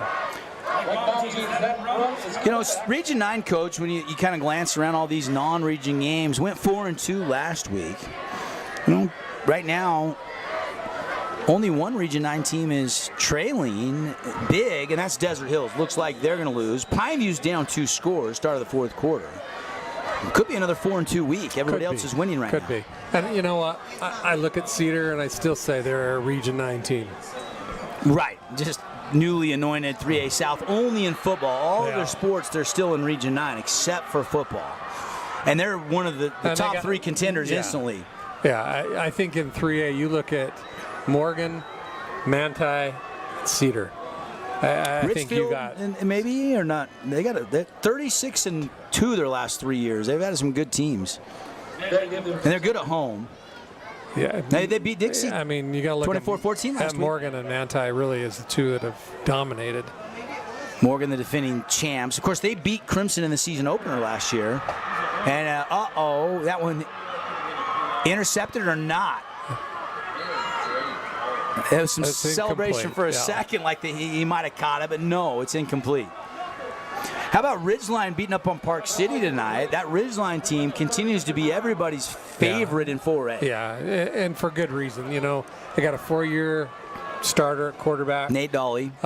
They've got, in my opinion, the best receiver in the state of Utah with Graham Livingston. He's electric. Yeah, he's the real deal. His route running, his hands, he's the whole and they're letting him play both ways. He's playing safety this year as well. Andreessen, he's a great athlete. Going to be in trouble stretching on 3rd down, and he is going to be taken down. So they got across midfield, then went straight backwards, and Provo's defense, big stop, and they're going to put the punt unit out there. And Provo's going to get the ball here with 10 minutes left in the game, down by 4. It's still anybody's ball game. It's still anybody's game. And, Devin, this is shaping up to be exactly what we said before kickoff. This is a great matchup of 2 very good teams, 2 evenly matched teams that we think we're going to see deep into the playoffs when time comes. I think Nolan Perry's Power Guide, this was the 2nd or 3rd tightest game on paper with the power rating differential going into week 2 of this in the state. Yeah. I think there was one game that was like a pick 'em like 0.1 spread, and then this one was second, tied for second. And fair catch called for at the 29-yard line, and that's where Provo will set up shop, trying to take the lead, something they have never done tonight. They have never had the lead. They trailed 14-0 at the kind of the half, and then obviously the fireworks there in the 3rd quarter. Now we kind of settled in, and the defenses just kind of got back in control of this a little bit. Both teams have tightened up again. Now we're hoping for, over 25 points for our fans and our viewers and our listeners, and so we can get you that Hullbrook Asphalt big score dessert. So everybody go to Yogurtland. They're open late tonight till 11 and get buy one, get one at Yogurtland in St. George only location. Compliments of Hullbrook Asphalt. They're buying that second one for you. Great longtime partner of sports here on the network. Decent Provo crowd has made the trip down to a hot St. George Day. What, a couple hundred fans over there filling up most of the grandstand. We got another injured Bulldog. It's about the 4th of the night. Really only Strickland He's kind of had some cramps, I believe. He's still out there playing, so I believe it's cramps. Looks like another, player with cramps there. It's so hard, a team coming from north here, to come and adjust to the heat. We think it's hot at 104, 107, but when you get on that turf, Devin, that adds another 10 degrees. Well, and it was 107, 108 today, depending on what part of town you were in, but it was cloudy and so really muggy, and it's still 97 degrees, which means the turf temperature is still hotter than that. It's really hot. And, it's hard to convince these kids, these young kids, you got to hydrate starting on Tuesday, not on Friday. You've got to really be diligent of, hey, water, Gatorade. It's hard to drink a gallon of water a day. Yeah. I've tried it many times. It's tough to do it. These kids got to do it. Yeah, and you got to do it early in the week. You can't just wait till Friday and think you're going to drink a lot and you're going to be okay. Otherwise, you're going to be going and getting an IV on a Saturday. Second down and a long 6 for the Bulldogs. Again, Crimson leading 21-17, 9:08 left here in the fourth quarter on the Nets on Fire clock. Hey, as always, invite you, our viewers and parents of local athletes, to get the cameras rolling. Every week, we put out our Jimmy John's highlight of the week, but we want the home videos. We want you to capture. We can't get our cameras everywhere. Obviously, we'll have highlights from this game, but if you're at other sporting events, from the Pee-wees to the high schoolers to even the college around the area, we want your highlights. I don't care if it's dirt biking or BMX. Submit them on the fansportsnetwork.com. If we choose your highlight as highlight of the week, we're going to give you a $100 gift card to Jimmy John's. So, again, just submit them. You can upload your videos. thefansportsnetwork.com. We'll roll those out every Monday between 10 and noon. Make sure and go like us on Instagram at thefansn. Thank you, Jimmy John's. Let's get them trending. Last week, our Jimmy John's highlight of the week was a high point touchdown in the back of the end zone by Brock Harris, Pineview's 4-star BYU commit. Five-star. He got a 5th star last year. He did. Played in that Under Armour All-American game. I've seen a couple 5s and then a couple 4s, different ratings, different places. He's unbelievable. He had 3 touchdowns last week in the season opener. Well, and you got to understand, when you have a player like that that's a 5-star, he's got that 5 stars on his back. Every week, teams are game planning for him. And that's going to open things up for everybody else. It does open, but it shows how good he is when he can still have the stats that he does when everybody's still actually defending against him. Second down, high snap, quick pass, caught, but nothing there. As nice job by Tyler Gibb to minimize that to just about a gain of 2, and that was it. It's going to be 3rd down. By the way, Pineview has scored again. It's now 37-28, but I don't know if they went for 2 or missed a PAT, but they are now down by 9, so it's still a 2-possession game. Might have been chasing some points there because they were down 15. Yeah, and I'm not a fan of chasing points, by the way. It is fourth quarter, about 10 minutes to go, but Panthers in a shootout. I thought there'd be 100 points total. Right now there's 65 points scored in that game so far. Sticking his foot, a nice little cutback run north and south. Garrick Orchard, and that'll move the chains as he's into Mustang territory. They'll mark him down at the 47, and now we got an injured Mustang down. But let's go back to Pineview in the Cedar game. And I said this earlier in the year. Pineview's going to score. Pineview's going to put points on the board. You're not going to hold them. Shaw, Harris, the weapons they have on offense, they're going to put a lot of points on. Can Pineview put their defense together enough to stop other teams? If they can, they're going to be right there in the mix. Brock Harris got the first touchdown. Since then, other guys have been getting it done. Corbin Yoakum, a touchdown run. Carter Buchanan, a touchdown reception. Max Yoakum, a 10-yard run. But they did try to go for the 2-point conversion, and it failed. So still 10-12 left to go in the fourth quarter there. That's a shootout. It's too early to chase points. You kick that extra point and make it an 8-point game. You wait till the end to do that. Now the pressure's on when it's a two-score game. Injured Mustang. I can't see who the injured Mustang is, so I'm not sure. I don't want to speculate. Let's take a quick break. We'll check on the Mustang when we come back on the Fan. It's not something we think about much, except when it's in bad shape. At Hullbrook Asphalt, we help cities, HOAs, and businesses avoid replacing painfully expensive roads and parking lots. To avoid the cost of replacing asphalt, you must effectively preserve it while it's still in good condition. University research has shown Hullbrook Asphalt's HA5 slows asphalt aging by 67%. We make your pavement assets last longer, cost less to own, all while achieving higher property values. Visit HullbrookAsphalt.com to discover more. The injured player, right when we tossed to a break, he kind of got up quickly and did walk off under his own power. That's Bryce Strickland again. That's a couple times now he's been shaken up. And Major Stokes wants a flag, and he gets a flag. That left tackle flinched. Maybe the tight end.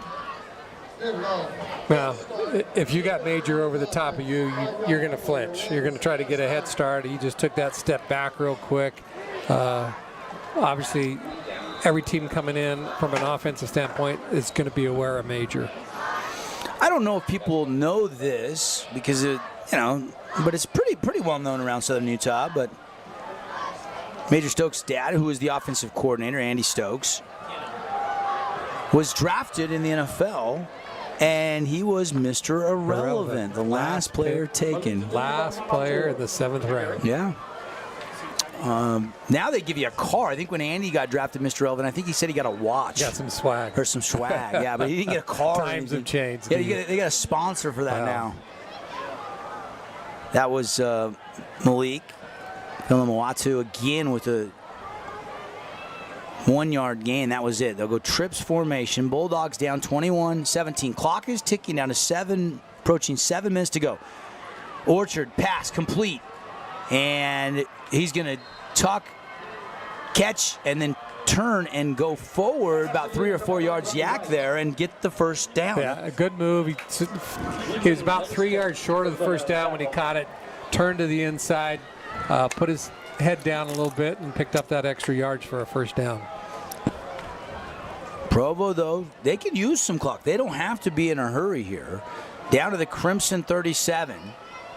Both teams have all 3 timeouts remaining.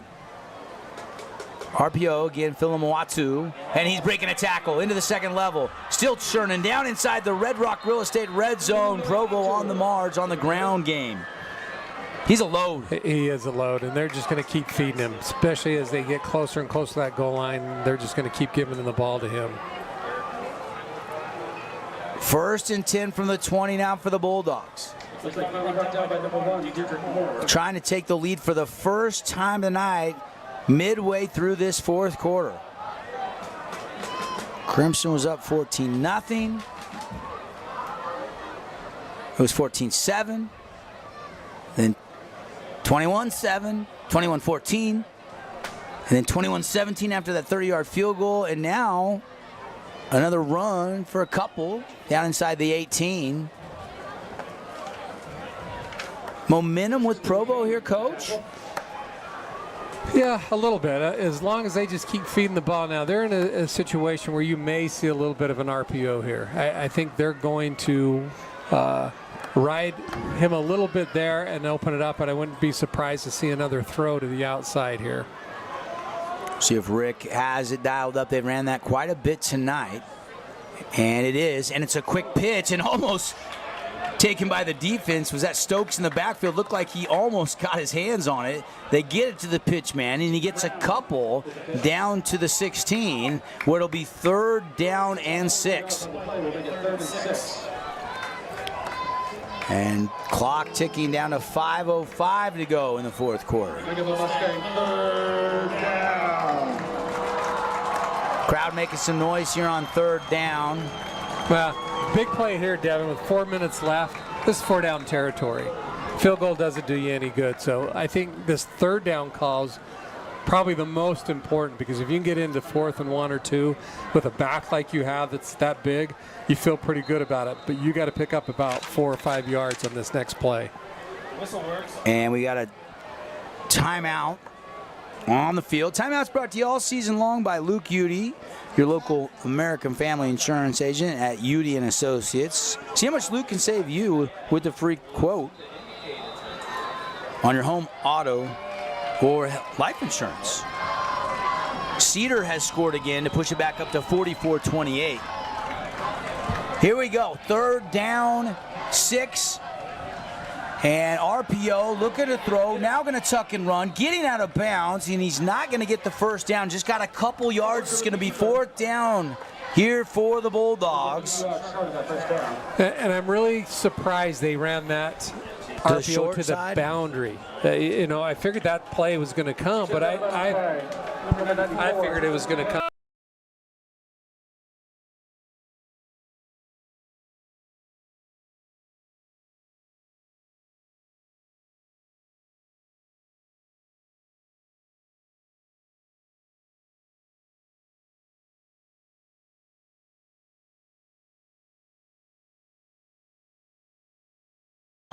And 6. Gonna throw, flag on the play, over the middle, slant route, caught for a first down, but there is a penalty, but a huge throw over the middle by Garrick Orchard. Hunter with the catch. He's had a couple here in the second half with some of their injuries to some of their other receivers. It's coming back. Penalty goes against that's a costly penalty. That's costly. Again, mistakes have really hurt Provo tonight. They've just been drive killers for them time and time again.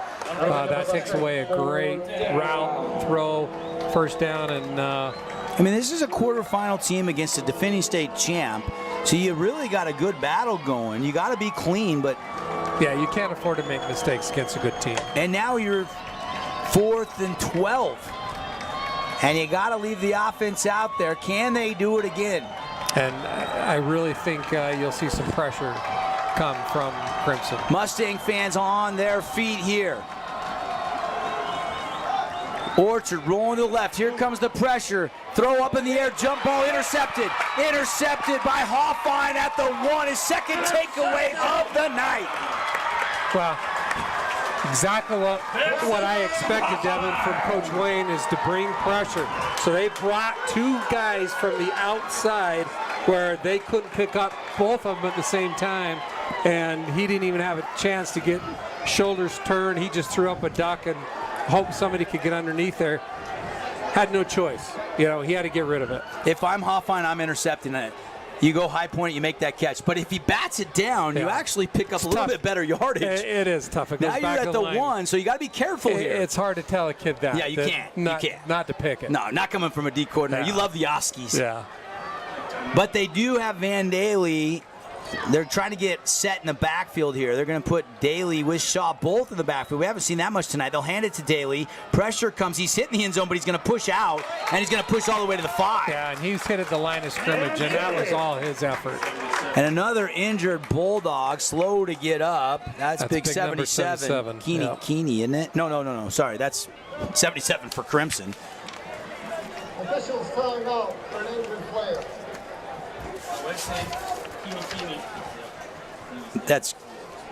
I got to find my, the roster's on 2 sheets here. Oh, Keeney, yeah. I had it right. You did have it right. I had it right. Second guessing myself.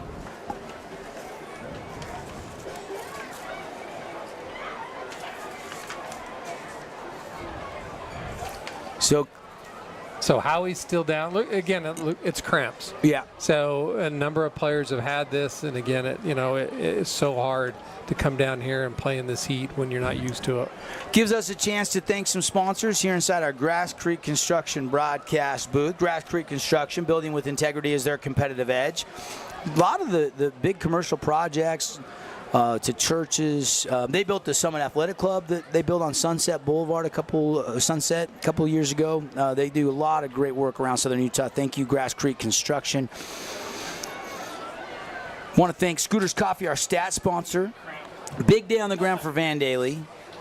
1 touchdown for Andresen through the air. That was to Jackson Hole. They've hooked up 3 times already, and we still got 3:53 left to go here in the 4th quarter with the Mustangs up 21-17.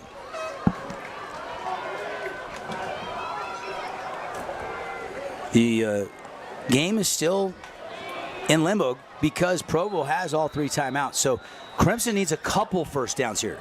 Yeah, they do. They need to make sure Provo uses those timeouts. And inside trap, Daly to the 9.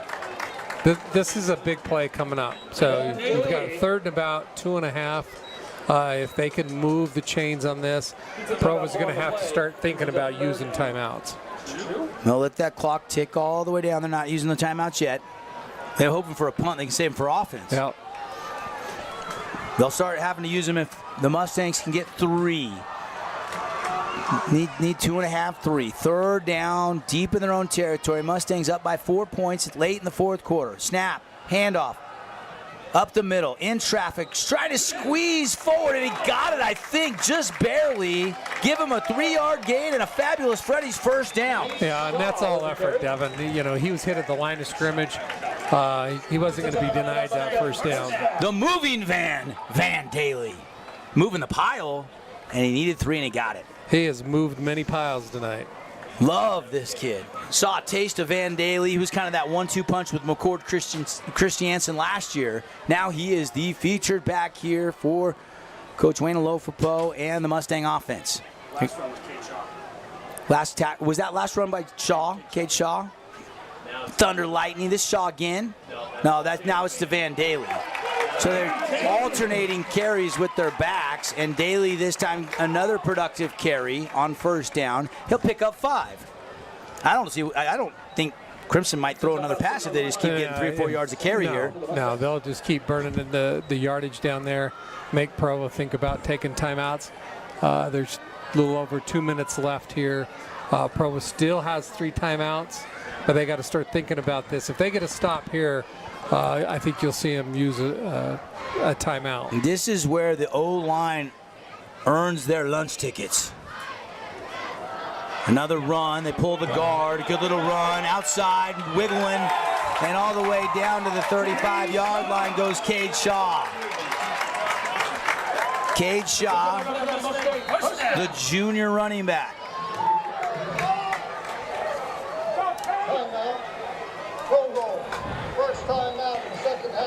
Coach Wayne was telling me Shaw, his squat numbers are off the charts. He is really strong. And now finally the Bulldogs take a timeout, and we'll take a quick break. Game on the line. Mustangs up on Provo 21-17 when we come back on the Fan Sports Network. It's our Boulevard Home Game of the Week. Best Friends Animal Sanctuary in Kanab is open daily for free family fun. Take a tour, volunteer, hike a trail, or bring home a new best friend. Visit Best Friends today for magical memories that'll last forever. At Great Harvest, we believe in crafting more than just bread.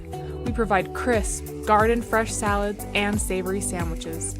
Everything from garden-fresh ingredients to our signature handcrafted bread.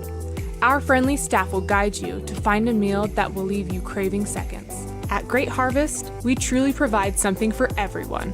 And don't forget our baked goods. Satisfy your sweet tooth and finish your meal with a brownie or cinnamon roll. Come visit us at Great Harvest.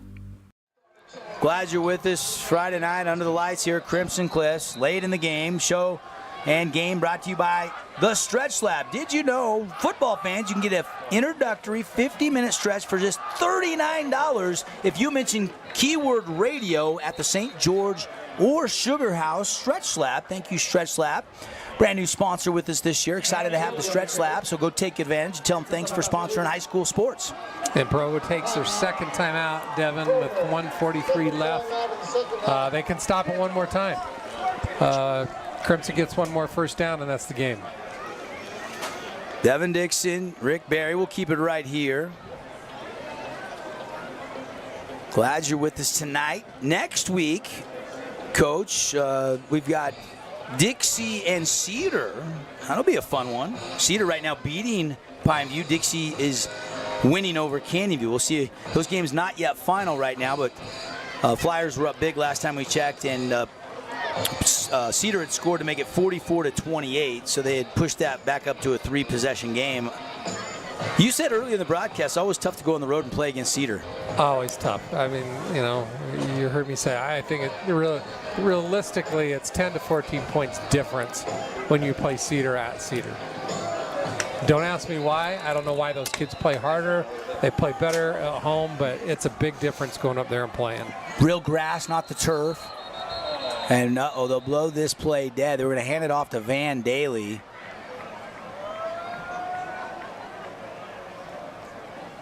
And movement up front in the trenches. Who flinched first? I think this is going to go against the Mustangs. Check in our Flynn Company's Region 9 scoreboard.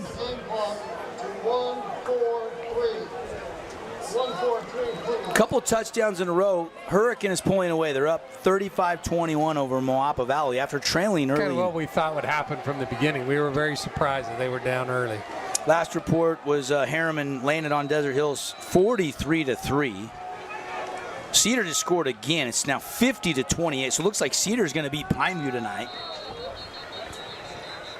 And that's 2 weeks in a row. Pineview's given up big numbers. Shadow just scored, but Snow Canyon still leads 31-21. So it looks like Snow Canyon can run the clock out. There's only a minute and a half left in that game. And the Warriors looking for win number 2 on the season with Parker Olson, the junior quarterback. Won the job. They've moved Lounsbury to another position. Kale Espin, they got Trayvon. They got some talent. I think people are kind of sleeping on the Warriors a little bit this year. Not sure what to expect, but beat Spanish Fork on the road. So too. And now a nice win over a Vegas school. You never know exactly how well coached and how talented these Vegas schools are until you play them. Another Luke Union American Family Insurance timeout. What do you see, Coach? Well, penalty hurts you. I mean, if they would have continued, all they needed is one more first down, and Provo couldn't stop it. Yeah, they're out of timeouts. Yeah, that was a big penalty on their part. It's 3rd and 11. You can run it here and take it down to around a minute. Got to have ball security, and you love a big run, and this game is over. You get to move the chains here. And that timeout. And here's the throw. They're going to throw, and it's a sack. It's a loose ball. It's picked up by Provo. It's a fumble, and it's returned inside the 10-yard line. Are you kidding me? Oh, my goodness. And T's down. He's hurt. Let's hope that's not a serious injury right there. Very surprised on that play call. They're trying to put the game away, maybe trying to catch Provo off guard. Blindside, backside blitz comes, and nobody picks it up. Andresen gets hit, ball pops out. Provo has recovered deep in the red zone. Take another look. Ouch. Oh, he hit that turf hard. Yeah, he had no chance. It was a blindside. They came with pressure. They came from the outside, and he didn't see him coming. And it was a clean hit. But he never saw him coming. Nope, never saw him coming. He was starting to make a forward motion, but I don't think he ever did. I think that's the right call. That's a fumble. And Provo now 1st and goal from the 8. Orchard licking his chops, going in the end zone. One-on-one coverage, back shoulder throw, and it's incomplete. A lot of hand fighting in the corner. A lot of hand fighting, and you know what? I love that they let him play. You know, from a defensive standpoint, I love when officials let them play because, let's be honest, a lot of the rules are written on the offensive side, and I love when officials will let the corners and safeties fight with those receivers. 1:24 to go in the 4th quarter. Crimson leading 21-17, but sack, fumble, recovered by Provo. 2nd down and goal from the 8.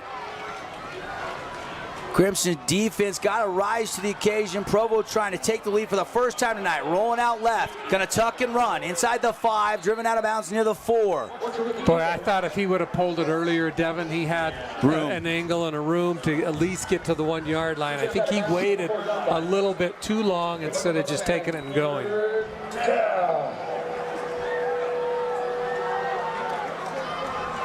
Crazy sequence here has set Provo up. Unbelievable. And now the defense for Crimson has to get 2 stops. Clearly 4-down territory. 3rd and goal from the 4-yard line. Tight formation, power formation, and movement maybe on Provo. Yeah.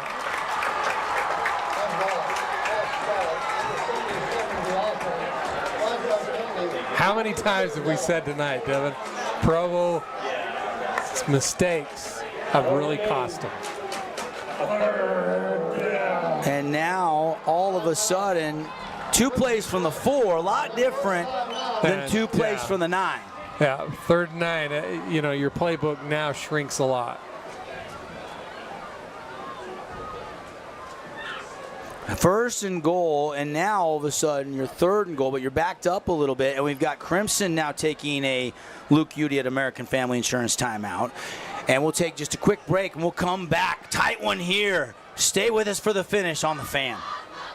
Fire is the place to hoop in Southern Utah. Elevate your game with group or individual training with elite coaching. Hustle to netsonfire.org to learn more and see why so many rising stars hoop at Nets. Nets on Fire, building champions on and off the court. Warning, what you're about to hear may impact your dinner plans. The viral mac and cheese place you've seen online has made its way to town. Imagine build your own mac with fan favorite toppings like smoked brisket all the way to the controversial pineapple. Try it at the Red Cliffs Mall in St. George or in front of BYU in Provo.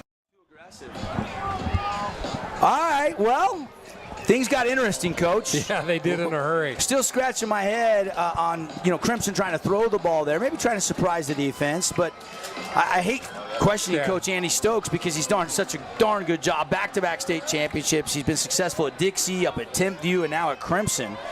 But now the defense has to make up for that sack fumble. And a big mistake by Provo, too. It's a tough 3rd and 9. Looking, throwing into the end zone, one-on-one, cut! Cut!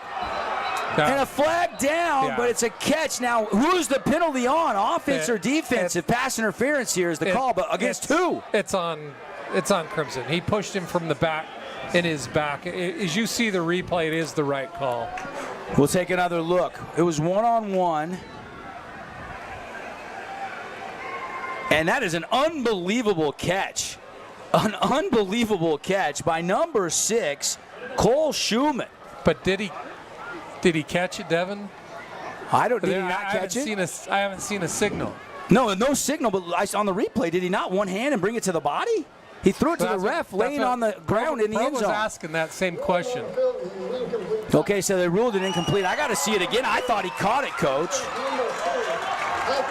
So it's going to be 1st and goal. Provo players are claiming he did catch the ball. So this is going to be interesting to see on this replay. He one-hand caught the ball. He caught the ball. That's a touchdown. That is a touchdown. 100% touchdown. One hand, he brought it to the body and never touched the ground. It did not hit the ground. Provo should be ahead right now, Coach, based on what Dusty, our producer, he caught the ball? Didn't he catch the ball? What am I missing? I don't know how the ref is 3 feet away. He was right on top of it. Unbelievable. Crimson catches a huge break, in my opinion, and they're going to blitz, but he jumped it too early. Major was trying to time that and got off the ball too early. And not that costly of a penalty, probably worth the gamble, actually, because you're trying to make a play for a TFL and disrupt things. Put you from the 4 to the 2. And, again, you still have a minute 8. I'm handing it at big number 24. See what kind of push we can get here. They got the big package in. 1:08 to go. This has been crazy. The run. And right at the goal line, did he push in? I think so. No signal yet. They're going to unpack the scrum there. Somebody's got to make a signal. And finally, touchdown Provo is signal. That might be a little poetic justice after that catch and then defensive pass interference. And they have taken the lead with just a minute 2 left in the game. Crazy things in the last couple minutes in this game. Wild. You can't script this. No, you can't script it. Coming up, eventually we'll get to the Johnson Pediatric Dentistry postgame show. And Devin, there's still a minute 2 left. There's still time. There's still plenty of time. And Crimson has 2 timeouts. Yeah, and you just need a field goal to tie it. So plenty of time still to come back and either tie this game or take the lead. Tonight's game brought to you by Honolulu Grill. Spread the aloha. Go get their delicious Hawaiian dishes, 7 South, 7th East. It's all good at Honolulu Grill. It's up and it's good. 24-21, a field goal. We could be getting some bonus football on a Friday night. We'll see how it plays out when we come back. Provo up 24-21 on Crimson. Relatives coming to visit? Not enough room? Maybe you're looking to host a family reunion and need a house with a pool. Red Rock Vacation Rentals has got you covered. From 2-bedroom condos to 10-bedroom luxury homes, they truly have something for everyone. Visit stgeorgeutahvacationrentals.com.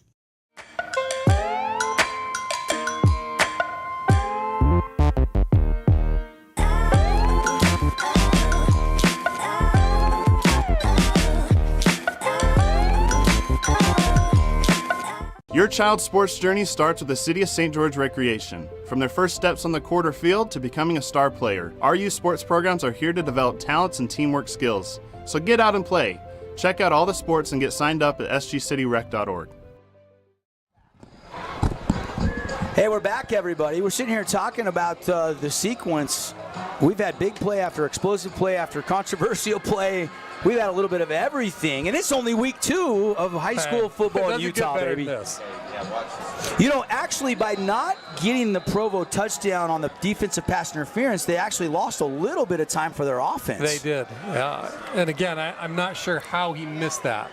And I thought it was a sensational catch. I really don't get this kickoff either. They kick it out of bounds. They kick it out of bounds, gives them field position. Trying to squib it to keep it away from a return for a touchdown. He's got plenty of leg, he showed earlier in the game, to get it in the end zone. Put it in the end zone and put it back at the 20-yard line. His coach calling that from the sideline. The coach is calling that from the sideline. I totally disagree with it. Now you got the ball at the 35-yard line. That's a 15-yard mistake, in my opinion. McKendrick's got a good leg, so Crimson's probably got to get it down at least to the 30 to try a long field goal. You know, that 47 to 48 range, right around the 30-yard line. But that's about doable here. You got 102 and you got 2 timeouts. You got plenty of time. Good to see Andresen back in after taking that huge hit on that fumble where he was shaken up a little bit. He's going to roll right, tuck and run. He's going to get a couple yards, and that is it. Pretty well defended. Nobody was open downfield, and they didn't have a lot of guys in routes there. No, and Provo's bringing a little bit of pressure from the outside, and I think he saw that early and knew he wasn't going to have as much time as he wanted. Coach Stokes does not want to use a timeout here. They're taking a little extra time to get set. They're going to snap this with 33 seconds. Andresen has it. Going to tuck, run up the middle. He's got a crease. He's got to get out of bounds at the sticks. First down, Crimson, and that'll stop the clock. Hit out of bounds. That's a 15-yard penalty on Provo. Pretty smart play by Andresen. Well, and another dumb play on Provo's part. Now you're going to tack on 15 yards for personal foul. That's going to get them close to field goal range. It looks like. Boom. Yeah, who was the guilty party? Was that number 9 there? That was Brown, T. Brown. So that's going to get them all the way down to the 35-yard line. They're 5 yards away right from there. A long field goal to tie this game potentially. Now you can take some shots at the end zone because you still have 26 seconds. So Crimson, who has led all night, they give up the lead late in crazy fashion, has a chance to maybe walk it off here, or at least tie it. Dropping back on Andresen, looking down the field. Now he's going to check down wide open. His hole with a wiggle. He's to the 25, breaking tackles. He's out of bounds at the 12. And that'll stop the clock with 15 seconds, and they still have 2 timeouts. Well, 2 timeouts, and you can take now 2 shots at the end zone, so you don't have to rely on a field goal. Beautiful check down. That is a very experienced quarterback play, going through his progressions and then finding the open one-on-one matchup. T did not get nervous, got settled in the pocket, stepped up in the pocket and saw the opening. That's an experienced quarterback, Devin. 24-21. Bulldogs leading. 15 seconds to go in the 4th quarter. Crimson in the Red Rock Real Estate red zone. It's a handoff to Daly, down inside the 10. They'll take a timeout. Clock will stop with 10 seconds left, and they're down to 1 timeout left. If you don't score here, you probably got to tie it. You're down to, depending on if you can get a quick play and get out of bounds and save the timeout. and still feel like you can run 2 plays. That play took 5 seconds off the clock. Yeah, I think you can get one more in, and that's going to be about it. I think you take a quick shot into the end zone, maybe a back shoulder corner into the end zone. If it's not there, then you're going to have to take the 3 points. Let's go back to that Jackson Holt catch. This is a junior quarterback making his second ever varsity start. And look, he's got guys deep, checks it down wide open. You know, you want to take a shot there, you want to win it, but that play, how smart was that? And now you've still got a chance to make an even bigger play from a lot shorter distance to win the game for the Mustangs. Again, like I said, that shows the experience and the mentality of a seasoned quarterback, even though it's only his second game. Twins set, balls on the left hash, Twins to the right. Daly in the backfield to the left of Andresen, going to throw, looking to the short side of the field, back shoulder throw broken up, but a flag down.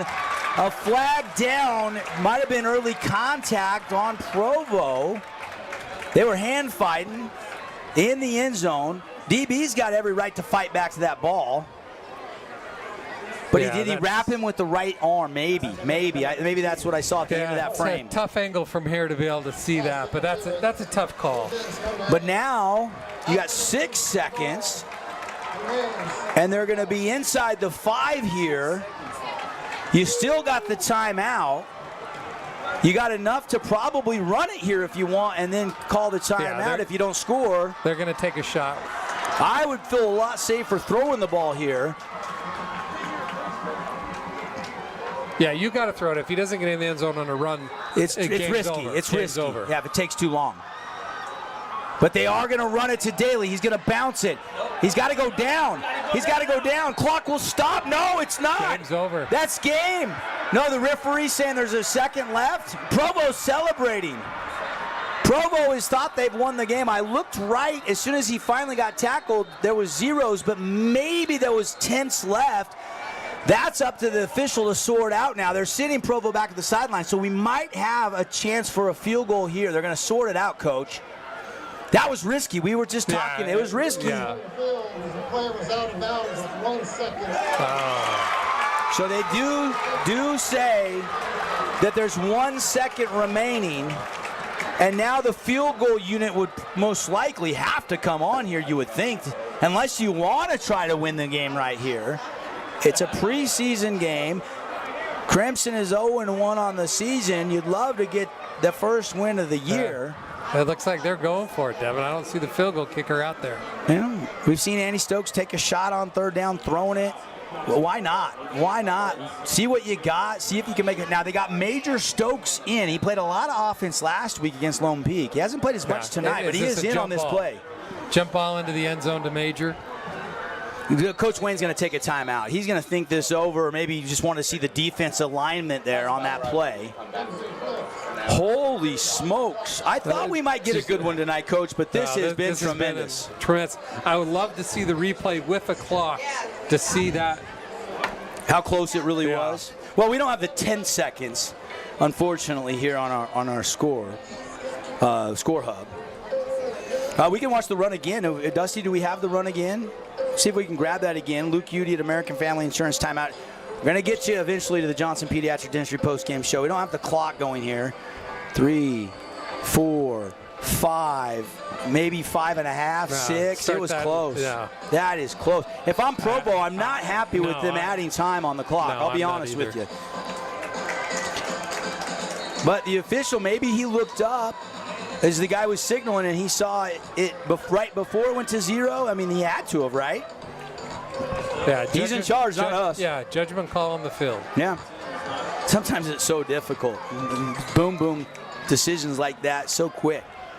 So now a chance for Crimson. They'll go trips to the right again. They change personnel. Andresen, shot over the middle. It's incomplete. A lot of holding. And the flag in. And it's going to be one untimed down. And now do you go for it again, or coach, or do you want to play for overtime? Another decision here based on them going. They're going to go again. If you go for it when it's there, now it's half the distance of the goal. You're going to go for it again. Now you put yourself into position. You can run it or throw it. Final from Cedar City, the Reds beat Pineview 50-34. The final. 84 points put up. That's crazy.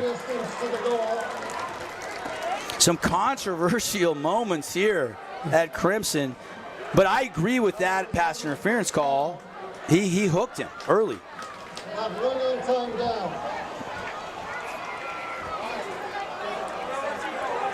Crimson still alive somehow, some way, down 24-21, untimed play.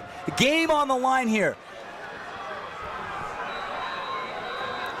Pistol with both backs in the backfield. They're going to run it to Daly. Daly's going to hit the hole. He's diving towards the end zone, and he is going to be in. Touchdown, Crimson. Somehow, some way, they walk it off and win it. They walk it off and win it 27-24, their first win of the season for the two-time state champs. Well, you can't script the last 5 minutes of this game, Dylan. There's no way.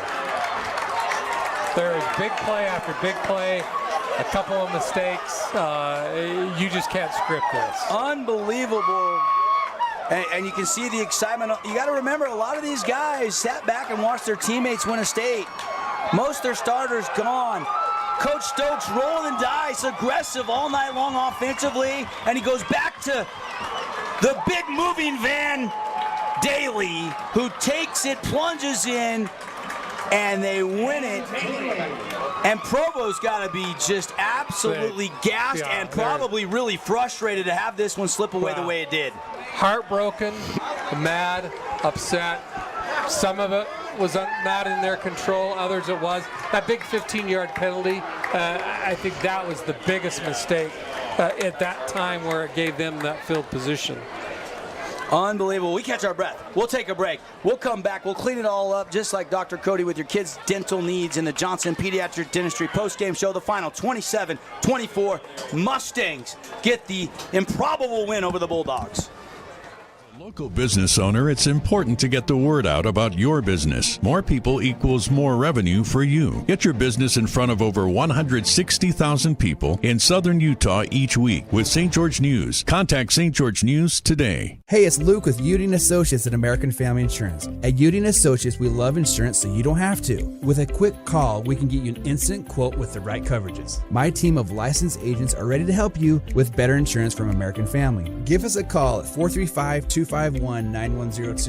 Huge news! Sport Court has a brand new showroom and design center, and it's next level. See why so many are choosing Sport Court here in Southern Utah for top quality basketball, pickleball, and multi-purpose courts. Learn more at sportcourtofsouthernutah.com. At Findlay Subaru, we win for our customers. From the first handshake to you driving off the lot, our team runs the perfect game plan every time.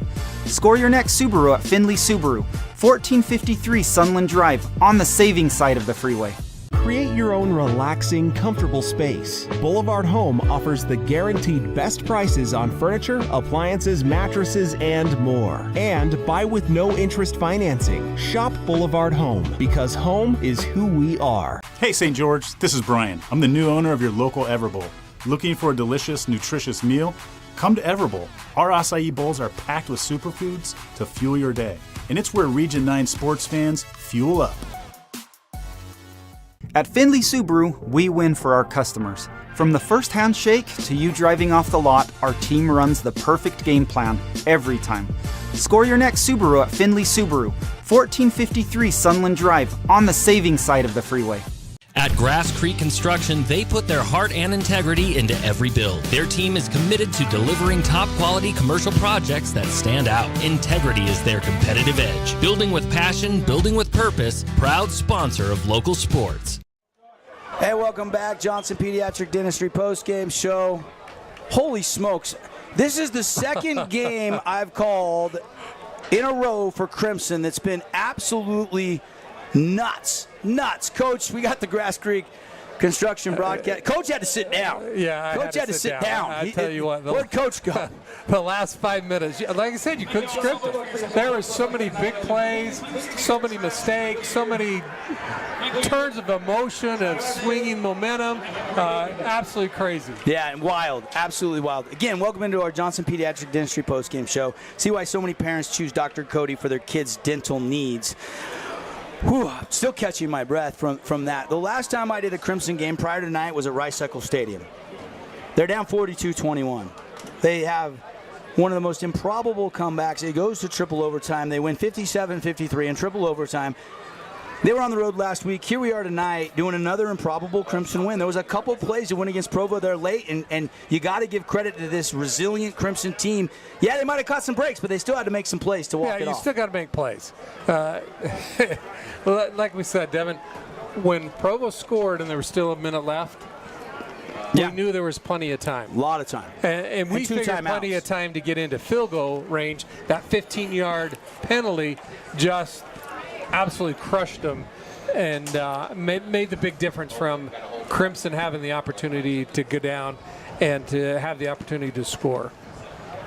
Coach, let's go back to some of the highlights here while we're breaking this down inside of our post-game show. Number of big plays. It didn't start out that way, though. If you joined us late, this game was 0-0 at the end of the first quarter. Yeah, it was a defensive battle early. You know, both teams moved the ball a little bit, but then tightened up, and it looked like it was going to be a really low-scoring game based on that first quarter. Second half opened up a little bit, but, man, that second half of the third quarter and fourth quarter really changed the whole dynamic of this game, and the momentum, Devin, go from one side to the other with about 5-6 minutes left. It just kept going back and forth. Unbelievable. Oh, we got to clean it all up. We got to sort it out. Let's start the nominations for our Findlay Subaru Star of the Game. Well, I think Andresen and Van Daly. Van Daly. It's got to go Van Daly. Yeah. He had a huge game. I don't see the stats in front of us, but he's had to be well over 100 yards. 170. He was tough to bring down.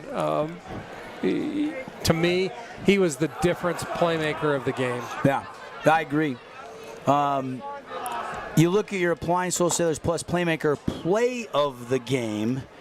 I mean, if Provo wins it, it's probably that late touchdown. Instead, it's Van Daly running it in. That's a walk-off win, so you have to give him the playmaker play of the game as well. But, boy, there was some big turnovers. There was the big sack recovered by Provo inside the red zone. There was just play after play after play that all had a big impact in the final score. Well, and, you forget – we were talking about earlier about when T sat in the pocket and checked down, and they had about a 25-yard pass that to Jackson that set this whole thing up. If you don't get that big chunk, you don't have an opportunity. You're having to throw into the end zone. Yeah, I agree. Spread the love. We went Van Daly as our Findlay Subaru Star of the game. Let's go with that whole reception from T to get them down there where they could eventually have one untimed down on a pass interference as time was running out. Twice we saw the clock go zeros, and the first time the ref said no, put 1 second back on the clock, and then the next time it was a penalty, and finally they ran it in to win it 27-24. Well, and that made the difference because that gave them the opportunity. Now we can run or we can throw the ball. Yeah, you're inside. You're at the 3-yard line now. The play earlier, where I'm sure Provo, when they're celebrating out on the field, they're gonna look at that and they're gonna argue that. And you know what? There's some things you can control and some things you can't. And that call went against you. Now you got to regroup and you still got to make a play. And Crimson made the play. Provo. Hopefully, they fought. They're going to learn from this. But it's like I said at the very beginning of this game, Devin, these are two teams that I think are going to go deep into the playoffs. Both of them have a lot of talent. Both are well coached. I think you're going to see it. One of the things I think that hurt Provo a little bit is when you have the big kids going both ways as much as they did, you could tell they got worn down a little bit. Crimson ran the ball better in the second half than they did the first half, and I think Provo's D-line, they had to make some substitutions and give those guys some rest. So I think that hurts a little bit. But you know what? Over a course of a year, this is the only time they're going to be playing in 104 temperature probably as well. So both teams had a few injuries. Both teams, Crimson went into this game without two of their better receivers and a safety.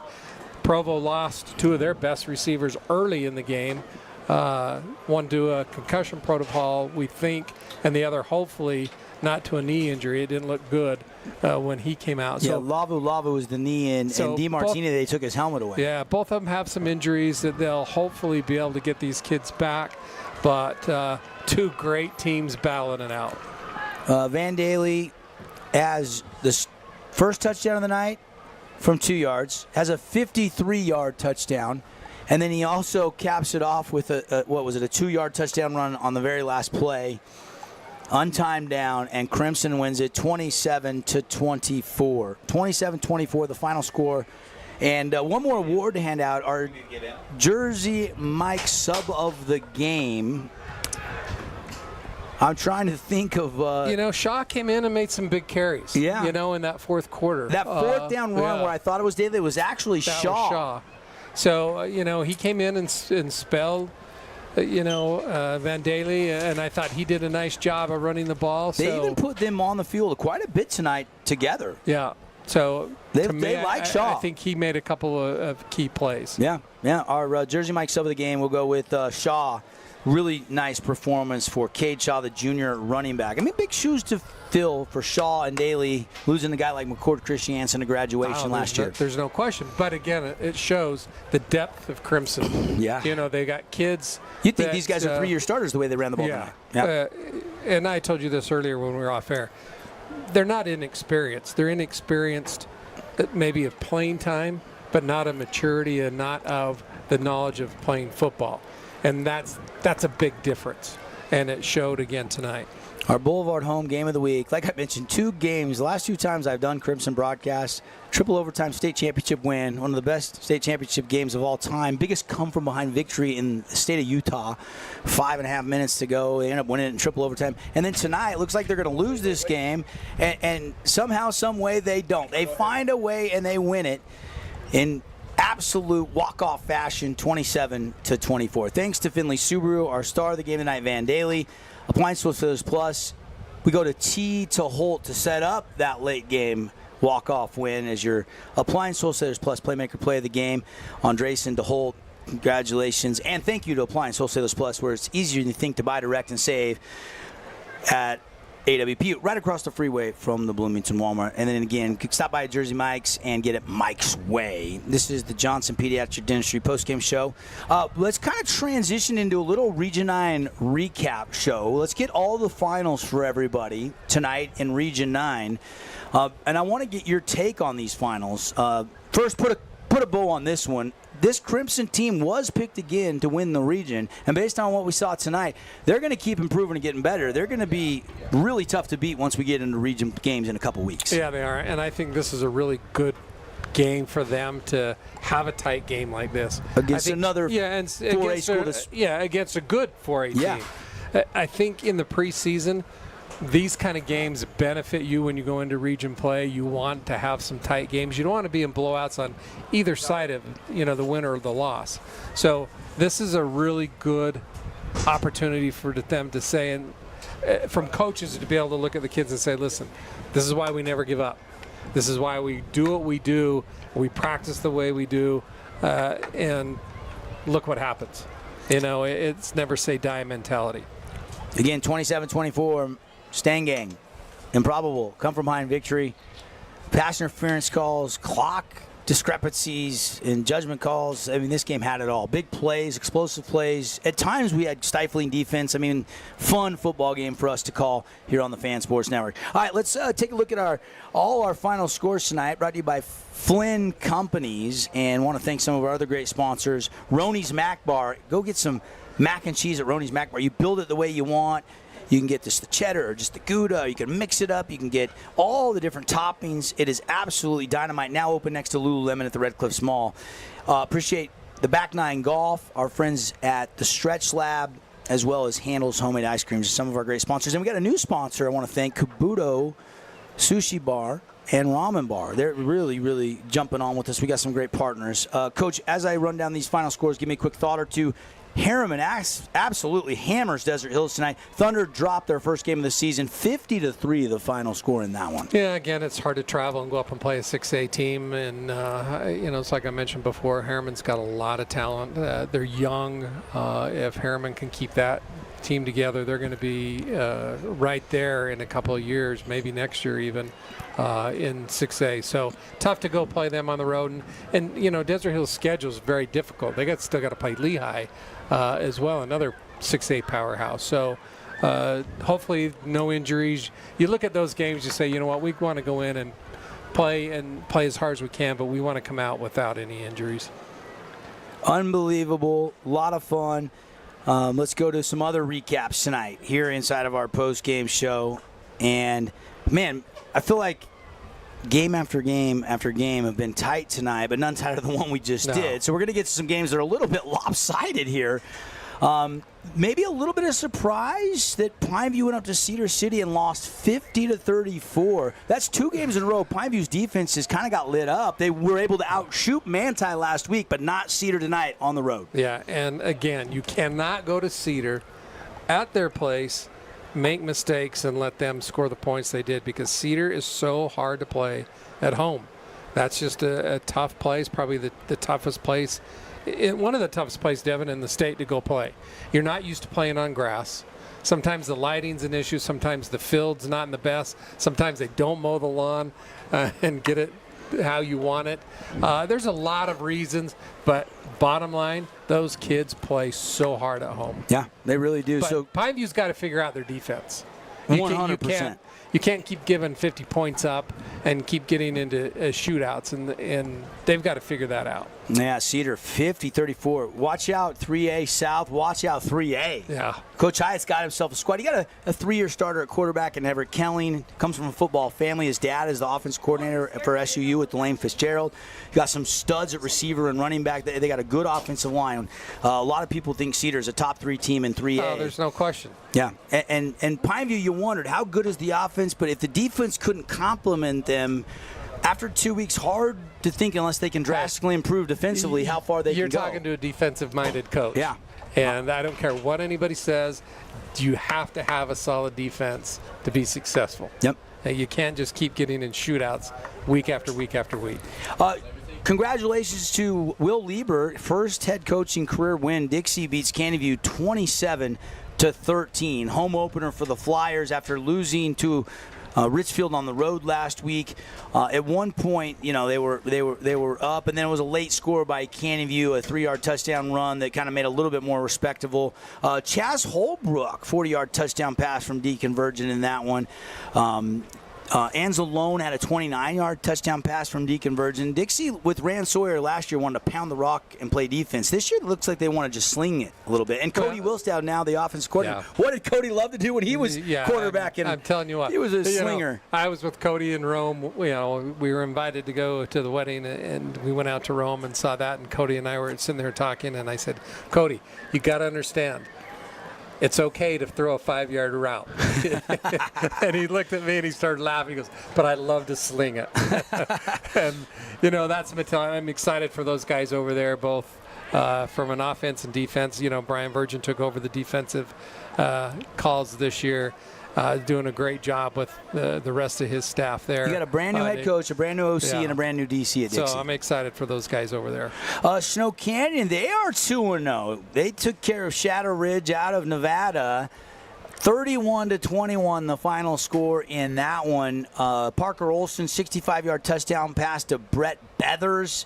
And then they just kept tacking it on. Lounsbury had a touchdown run. Olson added another touchdown run. And then added a second one on the ground. Ammon read a late field goal there. 31-21, Snow Canyon 2-0. So Snow Canyon, the first Region 9 team to get to 2-0. Except for now, the next game we go to, the Hurricane Tigers. Well, I know Snow Canyon has been looking forward to this classification, you know, this class coming up. From an offensive standpoint, it sounds like Coach Nowatzki's got him, you know, firing on all cylinders, you know, early in the season. I think everybody was surprised a little bit when they announced the quarterback switch, and obviously that looks like it's been a great decision for them. They're moving the ball, scoring.